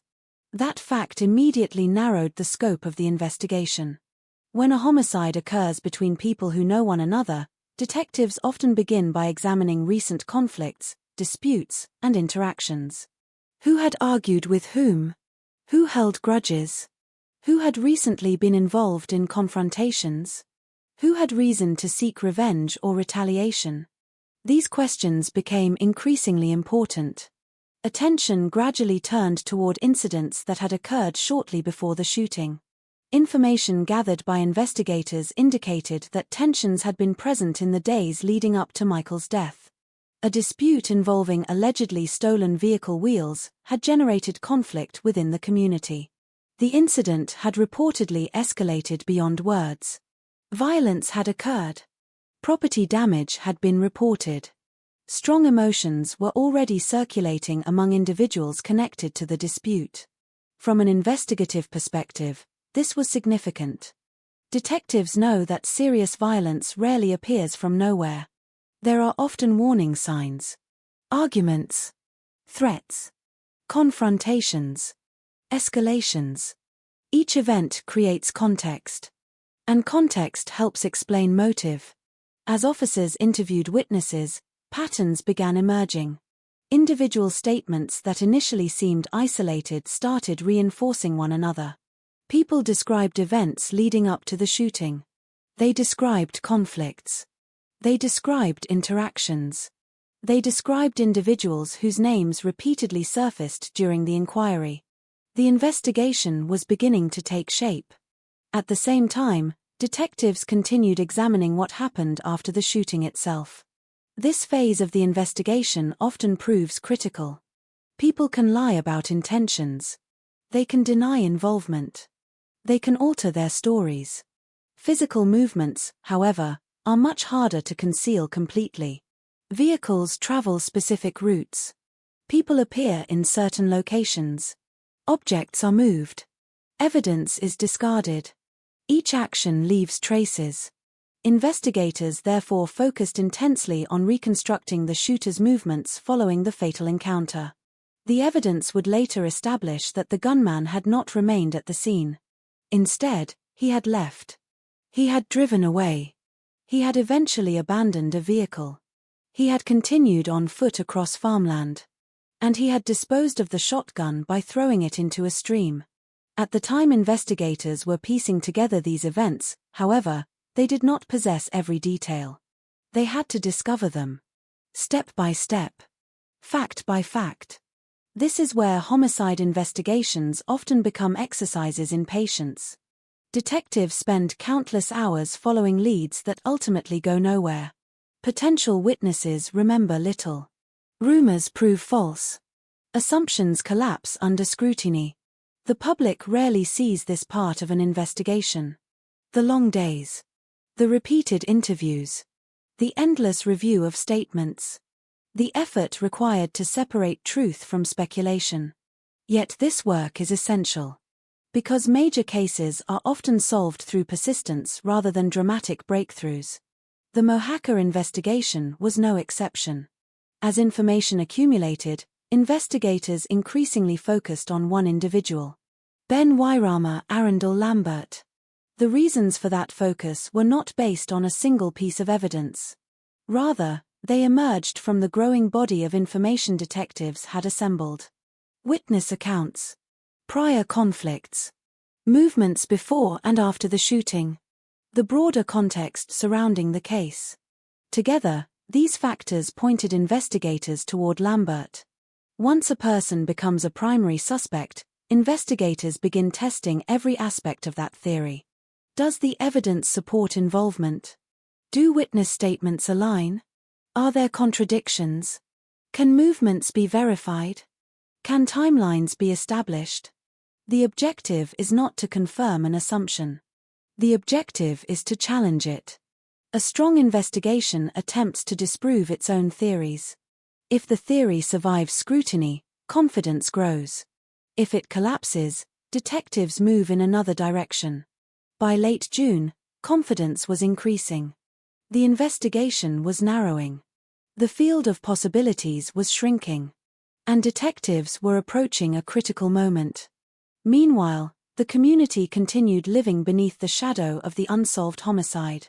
In small communities, uncertainty can feel particularly oppressive. People talk, speculate, question. Every new rumor generates additional tension. The knowledge that a killer remains free creates unease. Residents wonder whether an arrest is imminent. Whether police know more than they have revealed. Whether justice is approaching or slipping away. For Michael Huerta's family, those days must have been especially painful. Grief is difficult enough on its own. Grief combined with uncertainty can be unbearable. They knew Michael was gone. They knew his death had been violent. What they did not yet have was accountability. Investigators understood that responsibility. Every homicide detective knows that behind the evidence lies a family waiting for answers. That reality drives the work. As the days passed, detectives continued building their case. The investigation was no longer searching blindly. It was moving with direction. The evidence pointed toward a specific individual. Now investigators needed action. That action arrived on June 27, 2019. 9 days after the fatal shooting. Police arrested Ben Lambert in Napier. The arrest marked a major turning point in the case. For investigators, it represented the culmination of days of intensive work. For the community, it provided the first indication that the homicide inquiry was producing results. For Michael's family, it was the beginning of a new chapter in the search for justice. But an arrest is not the same as a conviction. Detectives still faced significant challenges. Evidence would need to be presented. The prosecution would need to establish guilt. The legal process would need to run its course. And homicide cases are rarely straightforward. Suspects deny involvement. Witnesses change accounts. Legal arguments emerge. Trials become battlegrounds over facts and interpretations. At the moment of arrest, none of those future developments were certain. What investigators did know was that they had identified the man they believed was responsible. Lambert was charged with murder, one of the most serious accusations available under New Zealand law. The charge reflected the gravity of the evidence and the seriousness of the crime. Still, questions remained. Would the case proceed to a full jury trial? Would the evidence withstand scrutiny? Would the prosecution succeed? Those answers lay in the future. Yet the investigation was not completely finished. Even after an arrest, detectives continue gathering information. Evidence must be strengthened. Statements must be verified. Loose ends must be tied together. Investigators worked to ensure that every element of the case was supported. Every timeline. Every movement. Every connection. Because eventually the case would leave the hands of detectives and enter a courtroom. And in that courtroom, every detail would matter.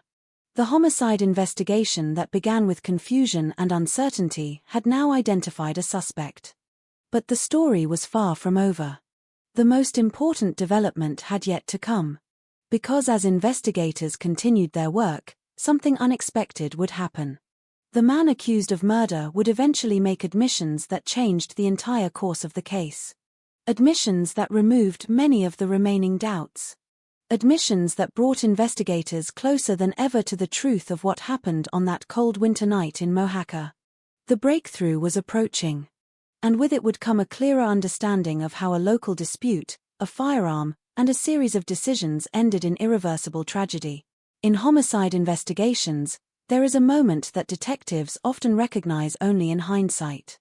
It is not always loud. It is not always dramatic. It does not always arrive with immediate clarity. Sometimes it begins quietly, buried inside an interview room, a written statement, or a conversation that seems routine at first glance. And then, slowly, it changes everything. For the Mohaca investigation, that turning point emerged not from forensic evidence alone, and not from a single eyewitness account, but from something far more decisive. A shift in what the accused himself was willing to say. By the time Ben Lambert had been taken into custody in Napier on June 27, 2019, investigators already had enough information to charge him with murder. The case was built on witness accounts, physical evidence, and reconstructed movements across the rural landscape. But like many homicide cases at that stage, there were still gaps. Pieces of the timeline that required confirmation. Details that needed clarification. Questions that had not yet been fully answered in a way that would eliminate reasonable doubt. Detectives knew that arrests can sometimes produce silence, denial, legal resistance, a complete refusal to engage. But they also knew something else. In certain cases, once a suspect is confronted with the total weight of evidence, that silence can begin to break. Not suddenly. Not all at once. But gradually, through pressure, contradiction, and the accumulation of detail. According to later court references and investigative records, Lambert eventually made admissions during police questioning that he was the person who fired the fatal shot. That statement became one of the most significant developments in the entire case. Because up until that point, the investigation had been building a theory supported by evidence. After that point, investigators were no longer working solely with inference. They were working with confirmation from the person at the center of the incident. The importance of such admissions in homicide investigations cannot be overstated. Physical evidence can suggest. Witnesses can describe. Forensic analysis can reconstruct.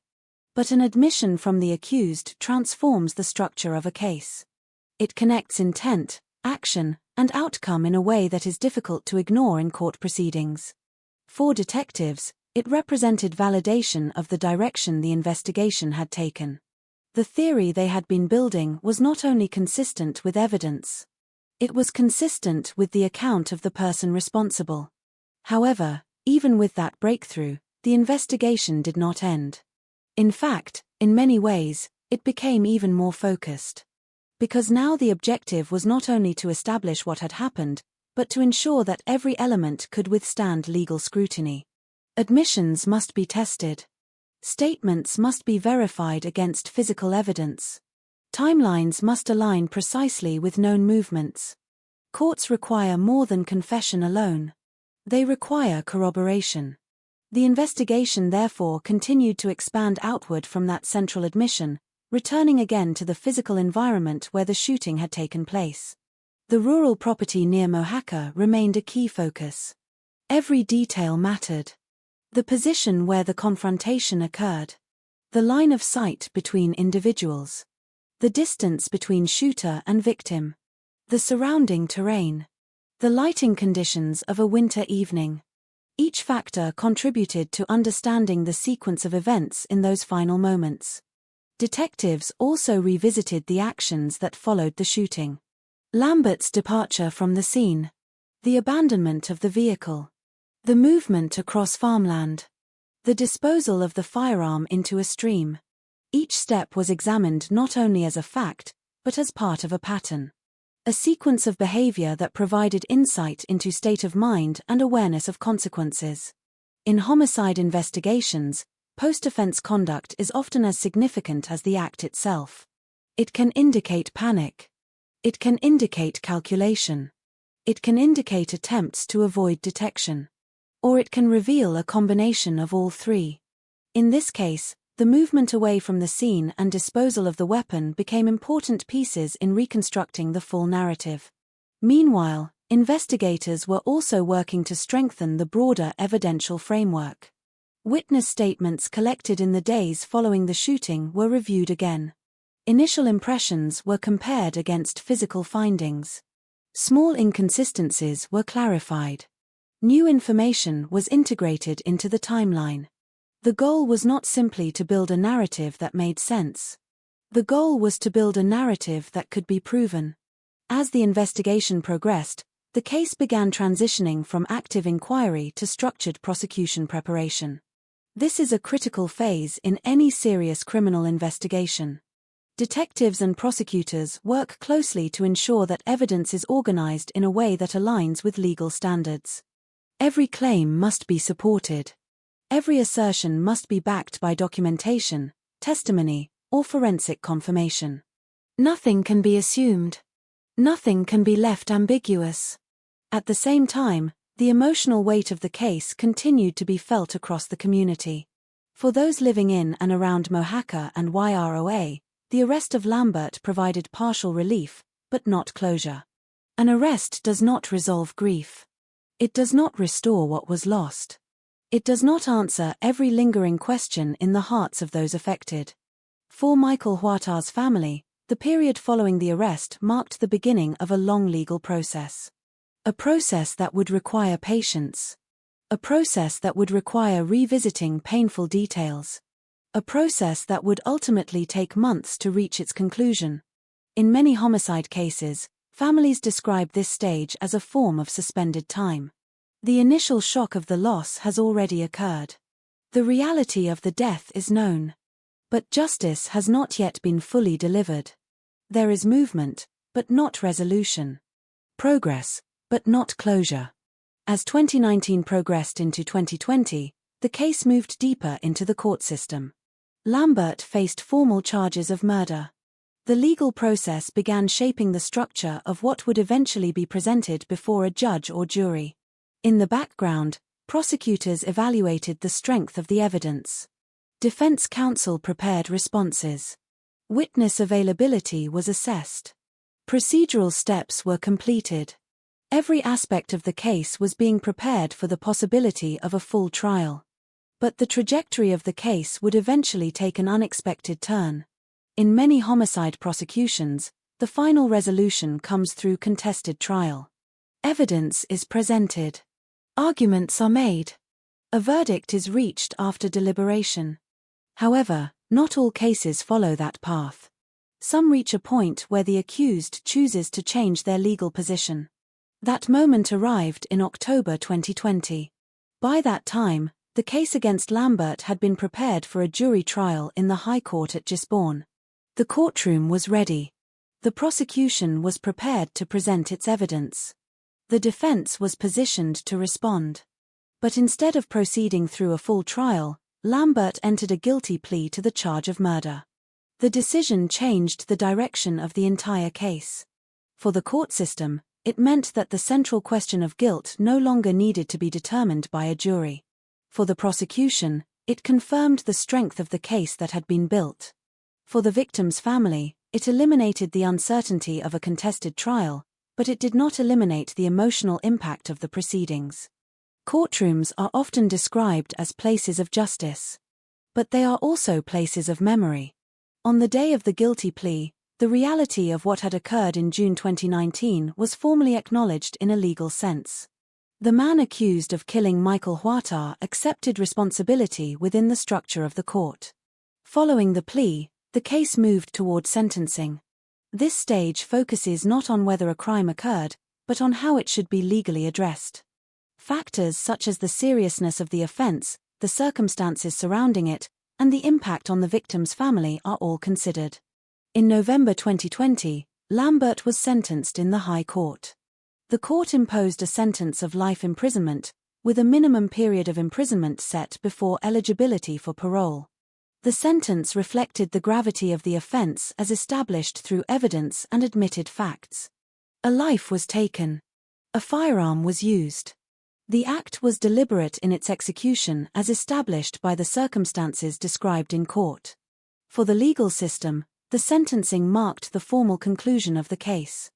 But for everyone else connected to the events, it represented something more complex. An endpoint in procedure. But not necessarily an endpoint in grief. The breakthrough in this case did not come from a single dramatic revelation. It came from the accumulation of evidence. From investigative persistence. From witness cooperation. From forensic reconstruction. And finally, from the decision of the accused to acknowledge his role in the killing. Together, these elements transformed uncertainty into clarity. But even clarity cannot reverse what happened on that winter night in Mohaca. It can only define it. And define it, the courts eventually did. With that definition in place, the final phase of the story moves beyond investigation and into judgment, consequence, and reflection. Because once the facts are established, what remains is understanding what those facts mean. For a community. For a family. And for a life that ended far too soon. Courtrooms are often described as places where truth is revealed, but in reality they are places where truth is constructed, tested, and formally recognized within the boundaries of law. By the time the case of Michael Huatar reached the High Court in Gisborne, the most important facts were no longer in dispute in the way they had been during the early stages of the investigation. The arrest had already been made. The admissions made during police questioning had already shaped the direction of the case. And then came the moment that removed the final layer of uncertainty. A guilty plea to murder. In that instant, the adversarial structure of a trial collapsed into acknowledgement. The prosecution no longer needed to prove responsibility to a jury, because the accused himself accepted legal responsibility for the killing. But while the legal question of guilt was resolved, the deeper questions surrounding the case remained present in the courtroom atmosphere. What happened on that night in Mohaca? How it unfolded? And what it meant for those left behind? On the day of sentencing, the courtroom carried a weight that extended beyond formal procedure. Family members of Michael Huatar were present, occupying a space that no family ever wants to enter. Courtrooms become places where grief is made public. Where private loss is translated into legal language. Where emotional pain must exist alongside procedural order. The facts of the case, already established through investigation and admission, were presented in a structured form for sentencing purposes. The court considered the sequence of events that led to Michael Huatar's death, the circumstances surrounding the confrontation, and the actions taken before and after the shooting. The judge also had to consider the nature of the offending itself. This was not a spontaneous altercation that escalated unexpectedly. The court examined evidence indicating that the offender arrived at the rural property armed with a sawn-off shotgun, waited outside, observed the environment, and engaged in a brief confrontation that ended with a fatal discharge at close range. The subsequent departure from the scene, abandonment of the vehicle, movement across rural terrain, and disposal of the weapon were all considered as part of the overall criminal conduct. In sentencing, courts do not only look at the final act. They assess the full context, including planning, intent, and behavior after the offense. These factors influence the seriousness attributed to the crime and the resulting punishment. The judge ultimately imposed a sentence of life imprisonment, with a minimum period of imprisonment required to be served before parole eligibility. This is the standard maximum penalty available under New Zealand law for murder, reflecting society's recognition of the gravity of taking a human life. But beyond the legal structure of sentencing, the courtroom also became a place where the impact of the crime was made visible through the presence and responses of those affected. For Michael Huata's family, the proceedings were not simply about legal resolution. They were about confronting the reality of loss in a formal setting where every detail of the final moments of his life was discussed openly. That experience is often described in such cases as both necessary and deeply painful. Necessary because justice requires transparency. Painful because it forces families to relive events they would never choose to revisit. Statements and emotional responses from family members, as is common in homicide sentencing hearings, reflected the enduring impact of the loss. The absence of Michael Huata was not abstract. It was personal, immediate, and permanent. The courtroom became a space where that absence was acknowledged not only in legal terms but in human terms. Across the courtroom, another reality was also present. The offender, now facing the consequences of his actions in a formal judicial setting, stood within a system designed to measure responsibility and impose accountability. Sentencing hearings in murder cases are not only about punishment. They are also about defining the boundaries of societal response to extreme harm. Life imprisonment serves as that boundary. It communicates that certain actions place an individual outside the normal framework of reintegration for an extended period of time. It reflects the severity with which the justice system treats intentional or reckless acts that result in the taking of life.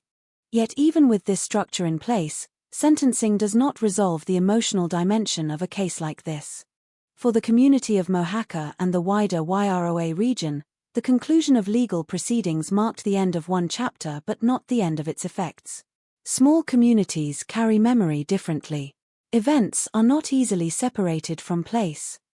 Roads, properties, and familiar landscapes remain, but their meaning is altered by what has occurred there. A rural road is no longer just a road when it becomes associated with a homicide investigation. A property is no longer just a property when it becomes the center of a fatal encounter. The physical environment remains unchanged, but its emotional significance is permanently transformed. In the months following sentencing, attention gradually shifted away from court proceedings and back toward everyday life. But for those directly affected, there is no complete return to what existed before. Grief does not follow legal timelines. Closure is not delivered in a single moment. It develops slowly, unevenly, and often incompletely. One of the most difficult aspects of cases like this is the permanence of their consequences. The legal system can impose punishment. It can establish accountability. It can formally recognize wrongdoing. But it cannot restore what was lost. Michael Huata's life ended in a brief but irreversible moment of violence. The legal process that followed could only address responsibility, not reversal. For investigators, the conclusion of the case represented the completion of their work. The evidence had been gathered, analyzed, and presented. The sequence of events had been reconstructed. The offender had been identified, charged, and ultimately sentenced. From a professional standpoint, the case reached resolution. But homicide investigations often leave behind a quieter understanding among those who work them. That resolution in legal terms does not equate to resolution in human terms. Detectives close files. Courts issue sentences. But the impact of the case continues in the lives of those connected to it. For Michael Huata's family, every future milestone exists in contrast with absence. Birthdays, anniversaries, and ordinary days all carry the memory of what was lost. The passage of time does not erase that absence, it simply places it further into the past while keeping its emotional presence intact. For the offender, life imprisonment introduces a different kind of permanence. The consequences of the actions taken on that winter night define the structure of the years that follow. The legal system has determined accountability, and the sentence reflects society's judgment on the seriousness of the act. For the community, the case becomes part of local history, a reference point, a reminder, a story that will be retold not only for its facts but for its impact. Justice in this case is therefore not a single moment, but a layered outcome. It exists in the conviction. It exists in the sentencing. It exists in the acknowledgement of responsibility within the courtroom. But it also exists alongside ongoing grief, unanswered emotional questions, and the lasting absence of a young man whose life was taken far too soon. As the courtroom emptied and the formal proceedings concluded, what remained was the reality that justice in legal terms had been delivered, but the human cost remained unchanged. And in that space between law and loss, the final understanding of the case begins to take shape. Not as an ending, but as a recognition of everything that cannot be undone. When a criminal case ends in court, it creates the impression of closure. Files are archived, sentences are recorded, and official processes move forward as if the story has reached its final page. But for the people left behind, there is no such clear ending. Life continues, yet it continues in a world permanently altered by what has already happened. In Mojaca and the wider YROA region, the events surrounding the death of Michael Huerta did not disappear once the courtroom doors closed. They settled instead into memory, becoming part of the landscape in a way that is invisible but deeply felt. Roads remain the same, fields remain the same, houses remain standing in their places, but for those who lived through the events of June 2019, those places carry an additional weight that cannot be removed. For Michael Huerta's family, the aftermath is not a chapter that concludes. It is a condition that continues. Grief does not move in a straight line. It returns unexpectedly, sometimes triggered by dates, sometimes by places, sometimes by ordinary moments that have no obvious connection to the past. A conversation, a photograph, a familiar road, or even silence can bring back the reality of loss with the same force it carried in the beginning. There is also the reality of absence in its most ordinary form. The absence of someone in daily routines. The absence of future conversations that will never happen. The absence of shared experiences that were once expected but will never come. These are not dramatic moments. They are quiet, persistent gaps that remain present in everyday life. In cases like this, justice is often spoken of as the final outcome of the legal system. A guilty plea, a conviction, and a sentence of life imprisonment provide a formal resolution to the question of responsibility. The system has done its work in establishing what happened and assigning consequences. But justice in the courtroom does not translate directly into emotional resolution outside of it. For the community, the case becomes part of collective memory. People remember where they were when they first heard the news. They remember the uncertainty of the early days of the investigation, the speculation that followed, and the eventual confirmation of what had occurred. Over time, those memories settle into a quieter form, but they do not disappear completely. They become part of how the place is remembered, especially by those who lived through it. Small communities are shaped strongly by shared events.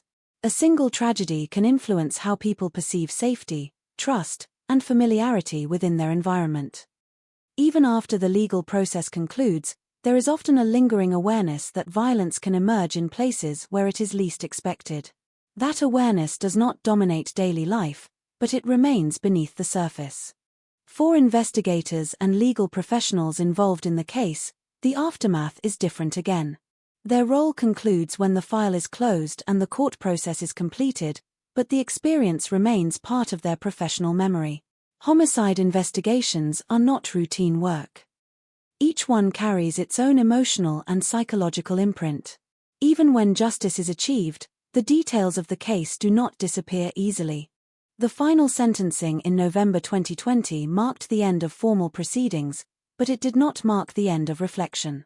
Cases like this often lead to broader questions about violence, conflict, and the conditions that allow a dispute to escalate into irreversible harm.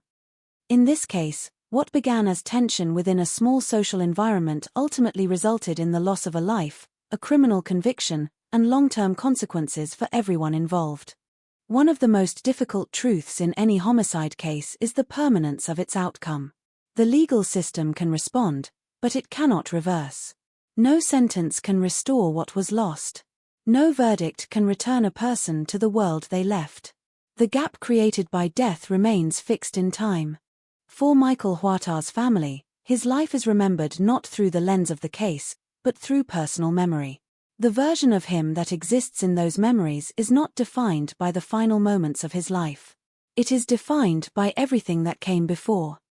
That distinction is important, because criminal cases often focus on the circumstances of death, while families hold on to the broader reality of life. Over time, the intensity of public attention fades. Media coverage diminishes, court references become less frequent, and the case gradually shifts from current events into history. But for those directly affected, time does not erase the impact. It only changes its form. The offender in this case will spend years within the prison system, serving a life sentence with a minimum non-parole period. That reality represents the legal consequence of the actions taken on that winter night in Mojaca. It is the system's way of expressing society's judgment on the severity of taking a human life. But even within that structure, the broader human questions remain untouched. Understanding how and why events unfolded does not undo them. In reflecting on this case, what stands out is not only the sequence of events, but the fragility of the line that separates conflict from catastrophe. A dispute, an encounter, a moment of confrontation, and a single irreversible action were enough to change multiple lives permanently. That progression is not unique to this case, but it is starkly visible within it. True crime stories often search for meaning in endings, but sometimes the only meaning that can be found is in the recognition of what has been lost. A life ended. A family changed. A community affected. A legal system that responded as it is designed to, but a reality that remains unchanged by its response. As time continues to pass, the case of Michael Huerta and the Mojaca shooting will remain recorded in legal archives and memory. It will be referenced in court documents, in investigative histories, and in the recollections of those who were involved. But beyond those records, it also remains a reminder of something more fundamental. That every act of violence begins as a series of choices. And every one of those choices carries consequences that extend far beyond the moment they are made. In the end, there is no final resolution that can fully contain a story like this. There is only acknowledgement. Acknowledgement of what happened. Acknowledgement of its impact. And acknowledgement that some losses remain permanent, even when the law has spoken and the case is officially closed. The story does not end with justice. It ends with remembrance. Every case that begins with violence ends twice. The first ending happens in court, when the law reaches its conclusion and a sentence is delivered. The second ending happens quietly, long after the headlines fade, when the people involved are left alone with what remains of the experience. In the case of Michael Huerta and the Mojaca shooting, those two endings sit far apart from each other, separated by time, emotion, and the limits of what justice can actually achieve. The court has already spoken. The facts have been established through investigation, admissions, and legal process. A life was taken in a rural part of Hawke's Bay during a winter evening in June 2019. The offender was identified, arrested, and ultimately sentenced to life imprisonment. From the perspective of the justice system, the case reached its conclusion. The structure of law was satisfied. Responsibility was assigned. Consequences were imposed. But the human reality of the case does not close in the same way. For Michael Huerta's family, the passage of time does not transform the outcome. It only changes how the absence is carried. At first, grief is immediate and overwhelming, defined by shock and disbelief. Later, it becomes quieter but no less present, embedded in daily life rather than standing apart from it. Years can pass, and yet certain moments will always return to the same point in time where everything changed.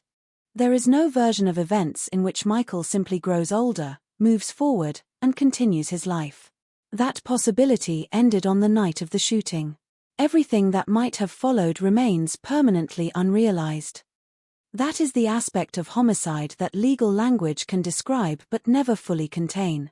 A sentence can define accountability, but it cannot recreate possibility. For those who lived in and around Mohaca, the case becomes part of local memory in a different way. It is not always spoken about directly, but it exists beneath conversations, beneath familiarity with place, beneath the understanding that even quiet rural environments are not entirely insulated from violence. Over time, the intensity of the moment fades, but the awareness remains. Certain events leave behind a trace that does not fully disappear. The offender's life continues within the structure of the prison system, shaped by the consequences of a single night of decisions. The legal outcome reflects the seriousness of taking a human life, and the sentence ensures that responsibility is not avoided. Yet even within that framework, the broader questions remain unanswered. No judicial outcome can fully explain how a chain of events reaches the point where a confrontation becomes irreversible. In reflecting on this case, it becomes clear that its significance is not limited to what happened in court or on the night of the shooting. It is also found in the fragile sequence of events that led there. A dispute within a small community, rising tensions, prior conflict, a decision to carry a firearm, a moment of confrontation in darkness, a single act that could not be undone. Each step on its own might seem small or ordinary in isolation, but together they formed a path toward tragedy. This is often how violent cases unfold. Not through a single dramatic rupture, but through accumulation. Choices layered on top of other choices. Emotions left unresolved. Situations allowed to escalate. Until eventually, there is no longer space for reversal. The purpose of revisiting such a case is not to sensationalize what happened, nor to reduce it to a simplified narrative of good and evil. It is to understand how quickly ordinary conditions can shift into irreversible outcomes, and how the consequences of those shifts extend far beyond the individuals directly involved. For investigators, prosecutors, and legal professionals, the case represents a completed file, a process that moved from inquiry to resolution. For the community, it remains part of lived experience, a reminder that events of this nature can occur even in places where people feel most familiar and secure. For the family of the victim, it remains something far more personal, a permanent absence that time does not resolve. In the end, the story of the Mohaca shooting is not defined solely by the moment of violence or the legal outcome that followed. It is defined by everything that was lost in an instant and everything that continues afterward in silence. There is no final explanation that can fully encompass it. There is only the record of what happened, the recognition of its impact, and the understanding that some consequences extend beyond the reach of any courtroom. The case is closed in law. But in memory, it continues. When a case is examined after its conclusion, time creates a certain distance between the events and the telling of them. That distance can make details clearer, but it can also make the emotional weight more difficult to fully capture. The Mohaca shooting, the death of Michael Huerta, and the conviction of Ben Lambert exist now as part of that completed history, yet the meaning of what happened continues to extend beyond the boundaries of dates, courtrooms, and official records. At its core, this case is not defined by complexity in the way some investigations are. There is no long-hidden conspiracy, no elaborate scheme that unfolded over years, no intricate web of deception requiring extraordinary reconstruction. Instead, what stands out is how ordinary circumstances, when combined with escalating conflict and a fatal decision, can produce irreversible consequences in a very short span of time. A rural setting. A small community. Individuals who knew one another within overlapping social circles. A dispute that contributed to tension. A decision to carry a firearm. A confrontation that occurred in darkness. A single shot. A life ending in moments. These elements, when placed together, form a sequence that is simple to describe but difficult to fully comprehend in emotional terms. One of the most striking aspects of cases like this is how quickly the boundary between ordinary life and tragedy can be crossed. On one side of that boundary are routine days, familiar faces, and expectations for the future. On the other side is a permanent absence that reshapes everything that follows. The transition between those two states can occur without warning, and once it happens, there is no return to the previous version of reality. For those who investigate such cases, there is a professional necessity in focusing on facts, timelines, and evidence. That structure allows events to be understood, reconstructed, and ultimately presented within the legal system. But even within that structure, there is an awareness that not everything can be fully contained by documentation. Human consequences extend beyond what can be recorded in statements or summarized in judgments. For the family of Michael Huatar, the case is not a sequence of investigative steps or legal outcomes. It is a moment in time that divides life into before and after. Everything before that moment belongs to memory. Everything after is shaped by its absence. This kind of loss does not resolve through explanation. It does not diminish through procedural completion. It remains present in a way that is not dependent on attention or visibility. For the wider community, the event becomes part of collective memory. Over time, conversations about it may become less frequent, and the immediate shock may fade, but the awareness of what occurred does not disappear entirely. Places retain memory in subtle ways. A road, a property, a stretch of countryside can all carry associations that persist long after public focus has moved elsewhere. The environment remains physically unchanged, but its meaning is altered. For the justice system, the case reaches its endpoint in sentencing. Life imprisonment reflects the seriousness with which the law treats the taking of a human life. It establishes accountability within a defined legal framework. It closes the formal process of determining guilt and assigning consequence. Yet even this structured conclusion exists alongside a reality that cannot be resolved through legal means alone. The law can respond to actions, but it cannot restore what those actions have taken away. There is also a broader lesson that cases like this inevitably raise, even if they do not explicitly intend to.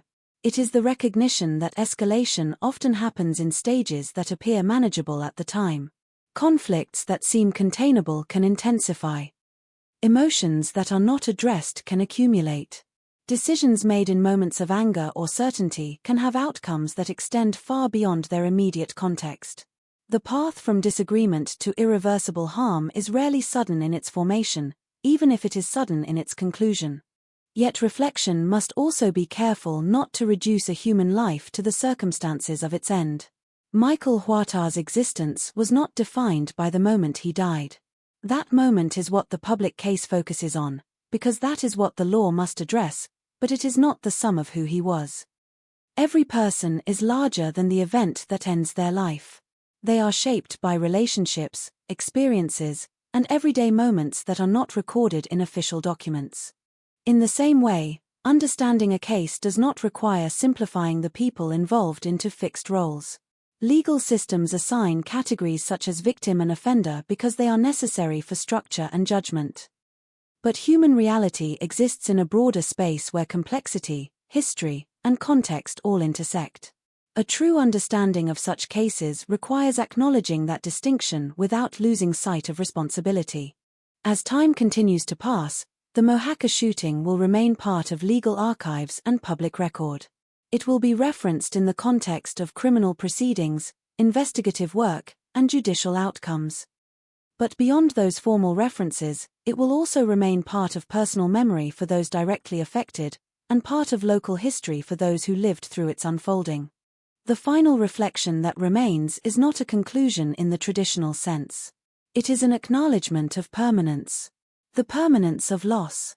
The permanence of consequences. The permanence of decisions made in a moment that cannot be undone. The legal system has completed its role. The investigation has concluded. The courts have delivered their judgment. But what remains is something that exists outside of those structures. A reminder that every act of violence begins in the world of choices and ends in a reality that cannot be reversed.